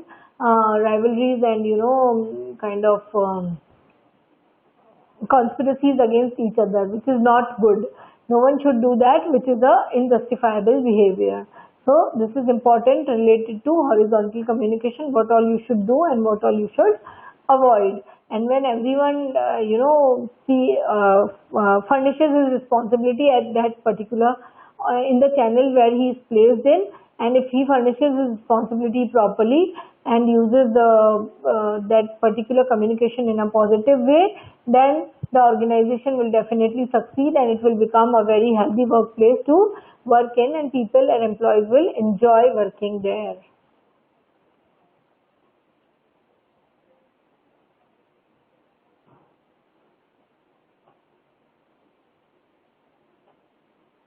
Now, this is about formal communication. So I have discussed everything about formal communication to you, and I have also told you that you should never use any information for the harm of some person. You should always use it for the betterment of the other person. Never get involved in conspiracies or rivals, etc. What happens nowadays in organizations, through the horizontal communication, people at the same level are connected to each other. One manager is connected to the other manager, who is connected to the other manager, and so on and so forth. But all of them will make a group and they will try to conspire against the management.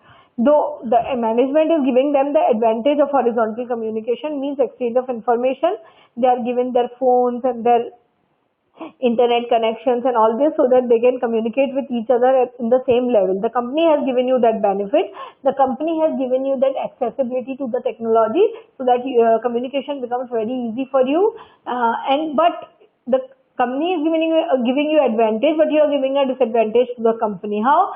By misusing those technologies and the advantages or some things which are given to you, you try to misuse them. You try to use them negatively and create conspiracies and rivalries with your with the other colleagues at the same level. You through this. All these facilities which are given to you, try to find out information of other departments and try to downgrade them and conspire with those departments, which is not good. You should use the information which you get in a positive way and for the betterment of yourself, your department, and the company in the longer run. You should never misuse it or leak the personal information of any person if you know it. It is very important never to use it in a wrong way. So this is another important aspect of horizontal communication, because many people are trying to misuse the communication facilities which are given to them, which is only to improve the communication procedure within the organization, but the employees are trying to misuse them somehow. So that has to be avoided. And next we go to informal communication. So I have talked to you about the formal channels of communication. What are the three formal channels of communication? The three formal channels of communications are horizontal communication, vertical, downward communication, and upward communication. So that upward and downward are actually vertical communication, and they are the two types of vertical communication.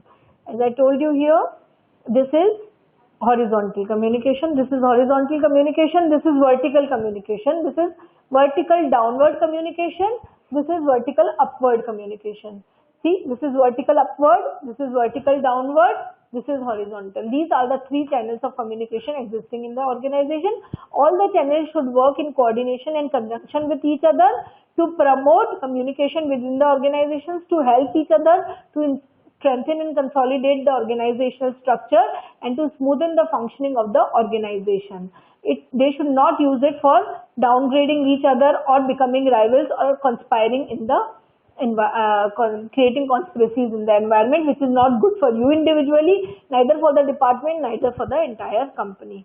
So it is very, very important, my students, to understand that we have got some benefits. We have got benefits from the companies. We are getting information from the companies. We are able to share information with each other. There are so many good advantages which are given to us. This communication, we should use it positively for the positive growth of the organization, not for the downgrading of one or the other department or one individual or the other individual, or for creating conspiracies or rivalries. We should only use them very positively. This is very, very important, my dear students. So this is all about the formal channel of communication, and we should always follow these channels in a disciplined and right way, not in the wrong way. And one more thing about this is, if the channels become very long, nowadays what is happening is,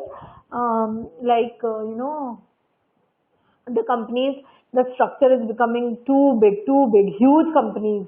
Big companies are there. There are so many levels of hierarchy. Means 10, 20 levels of hierarchies are there.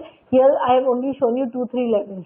Now with the increasing, structure and the, increasing business, the organization started getting many hierarchical levels in the organization. So what is happening in this case, that when the channel is sending the information, for example, when the president is sending the information, it is going to the vice president and then to the other persons. So for example, I'll give you the example of a college.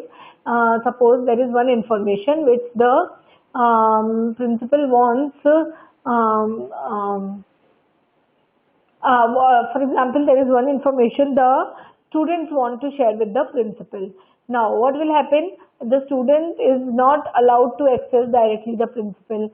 So what he will do? He will first talk to his class monitor. The class monitor will talk to the class teacher. The class teacher will talk to the class coordinator. The class coordinator will talk to the subject head of the department. The head of the department will talk to the head of the department will talk to the of that particular department will talk to the vice principal. The vice principal will then talk to the principal. So by the time the student wants to convey his message to the president, it is a very lengthy process because the hierarchical levels have increased. The student wanted to convey his information to the senior most person, and the senior most person is the this principal of the school. So when he has to convey some information which is very important and he needs to convey to the principal, let him directly go and communicate it to the principal. Where he doesn't require the middle levels, let him overcome those levels and directly bypass them and reach the senior most level. So bypassing of the layers is also very important sometimes, because you know what happens, students, that suppose I'm the student of this class and I want to convey something to the principal, so I will feel hesitant कि अगर मैं principal के पास directly गया तो teacher बुरा मान जाएगी. I will feel like that the teacher will not feel good. So I went to the principal and told some personal thing to him.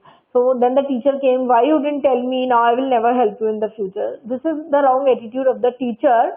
The teacher should never feel that she has been bypassed, because see, the information was very important. If the student would have told the teacher would have told the vice president, the vice principal will have told the principal, which would have been a longer process, and by that time the student's information would have become delayed. So sometimes when the hierarchical levels in between are too big to be crossed, then the other alternative mode should be selected, and which is bypassing of the middle layer. So the middle layers should be intelligent enough or witty enough not to take it otherwise, but to take it wisely, that okay, fine, the work was very urgent and the student had to really directly approach the principal. So because of the urgency of the work, he has bypassed me, so no problem, let him talk directly to the principal.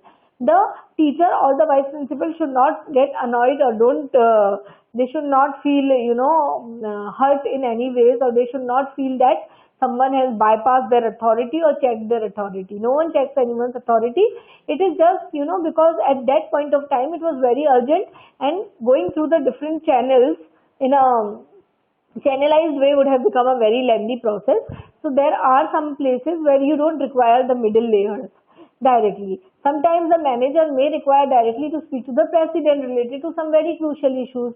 Then he can bypass the vice president. Sometimes when the manager, it is very important and something very urgent and crucial, he can directly go and share with the president. He can bypass the vice president. But the vice president should not feel that he has checked his authority. अरे उसने ऐसा कैसे कर सकता है, वो मुझसे बिना पूछे प्रेसिडेंट से कैसे मिल सकता है? This is the wrong attitude of the vice president.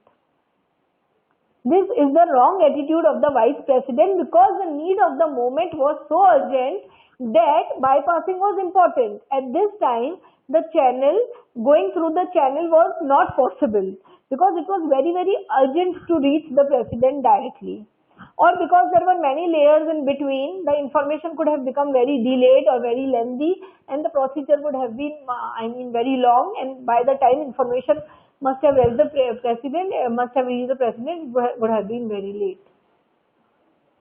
So at that time, you can think about it that going upward directly is also possible. A student can directly approach the principal on some issues which are very urgent, crucial and personal, while in other things he can go through the proper, if it is not something urgent and it can be shared with everyone, then he can go through the proper channel, going to the teacher, going to the vice principal, and then going to the principal. He can go through the proper channel at that time. But on the other hand, at the time when it is very crucial and very urgent for him to discuss the thing with the principal, because the final authority is the principal only, and then if he go through the channel it becomes very long, he can bypass it. But in this case, the most important thing is the middle levels which are bypassed should not feel bad about it. They should not feel that someone has tried to check their authority and someone has bypassed them, so they have tried to disrespect him. He should be intelligent, he should be witty enough. He should understand that if he has bypassed, it is because of some important reason that he has directly gone to the president. It is something personal which had to be directly shared with the president. So the vice president should not feel bad about it. इसलिए ये important है जब आप channels of communication में होते हैं, when you are following those channels, you should obey each other, and if someone has some important reason and he is bypassing you, should not feel bad about it. This is another important thing about formal communication, my dear students, that it should be very regular, it should not be delayed, it should be timely, and sometimes when the communication is very, very urgent and the layers of hierarchy are too many, because nowadays the organizational structure is too huge and vast, so at that time the the employees can bypass the middle layers in order to reach the the highest level of hierarchy by bypassing the middle layers so that the information reaches timely. So that is also that should also be not taken negatively. The most important thing for all the channels to coexist together and to work in harmony with each other for creating an overall conducive environment is by cooperating and coordinating with each other in all the ways. All the channels can simultaneously exist when all the people, the individual employees in every department and all the people will work with each other in cooperation, in conjunction. They will support each other healthily, they will behave with each other, they will not create conspiracies, they will not create plans, or they will not team up, and all those things should not happen. Then sometimes it also happens that the people who belong to one particular layer, then they are given the facilities through which they communicate with each other, become friendly and form groups. And they will form bigger groups. Why all these things happens, like strikes, and why unions are formed, worker unions बन जाती हैं, strikes होती हैं, ये सब क्यों होता है? Because what the workers do, they get the facility of horizontal communication, मतलब एक दूसरे से वो एक channel में communicate कर सकते हैं जब वो एक ही level पे हैं. But वो क्या करते हैं, इस communication को misuse करते हैं. They try to misuse it, and they are given that horizontal communication for cooperation and coordination for creating a healthy atmosphere in the organization. Rather than this, they try to create conspiracies in the organization. They try to form unions. आपस में सब मिलके horizontal communication करके they will form one union. They will ask for demand some unusual things, because union is strength, So when they become a union, they will demand unusual things from the management. They may call for strikes and all these things when their things are not entertained, because now they have become a union, and so union is strength, and when they have become united, they can appeal for any kind of a thing, and when it is not fulfilled, they can call for strikes and all these things. So this is the negative implications of horizontal communication, that they were given the facility by the organization to communicate with each other and to support each other and create conducive working environments by helping and coordinating with each other. But rather than that, they started forming their own unions and creating conflicts and raising their voice against the management, calling for strikes.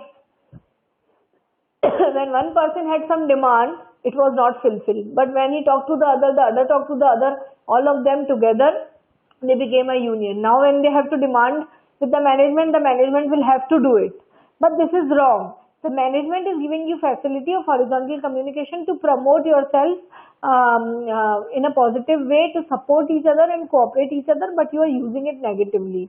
You are trying to create unions and strikes and create a negative environment in the company. So what will happen through these strikes and all, the company will become less popular, and because of which the productivity would be decreased, and because of which your wages would be affected, and how would you get the profit of it? So if you are using that horizontal communication in a negative sense, it's not that you are getting your demands fulfilled. You are not getting your demands fulfilled. Rather than that, you are creating problems for yourself, because through these strikes and all, you are not trying to question the management. You are not trying to question the management, but you are making the image of the company down in the eyes of the people, because of which the productivity also decreases, and because of which in the longer run you will suffer a loss too.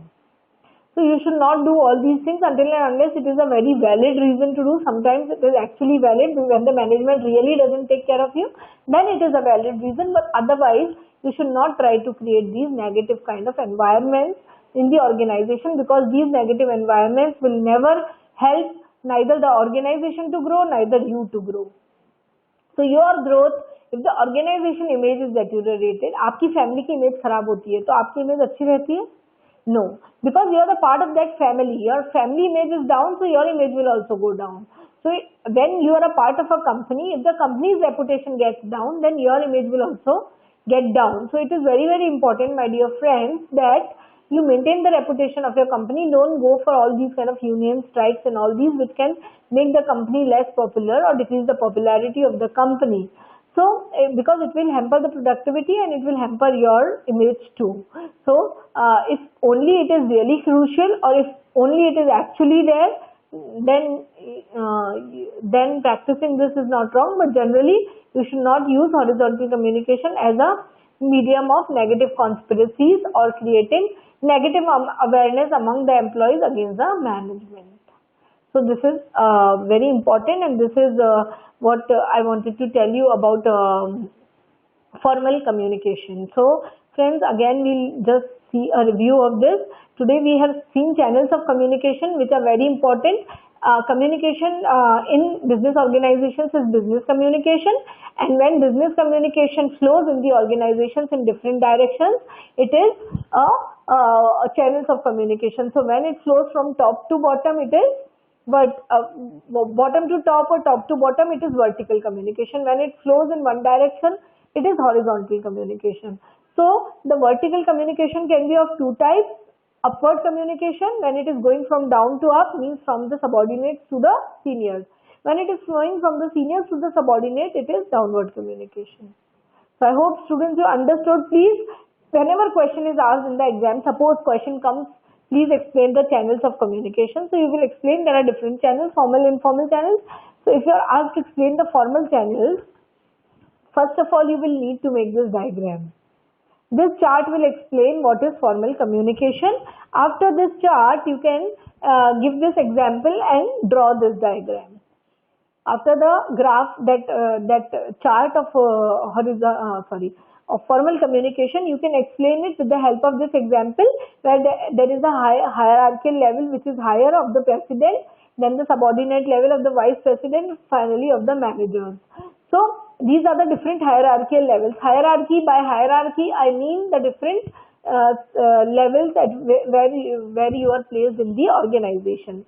So it is the highest level, it is the subordinate level. So after explaining the channel and formal channels, what are the channels, that diagram you make, and then you can draw this diagram for the explanation of the different channels of communication, and you can write all these things. And here you can write coordination and horizontal communication. Here you can write downward communication, and you can write in bracket instructions and directives. Here you can write upward vertical communication, and in bracket you can write information in the form of suggestions and ideas. So this diagram you will need to needs to be drawn, my dear students, whenever formal communication channel is asked. And finally, then you can explain the types of downward communication, the types of upward and types of horizontal communication. After explaining the types of communication, the different what all are the types in each type of communication, you can tell what are the advantages and disadvantages of each type of communication.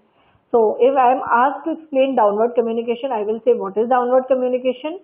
Then I will write the types of downward communication.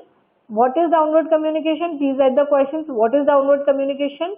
What are the types of downward communication? Next we come to the advantages of downward communication, and then the disadvantages of downward communication. So this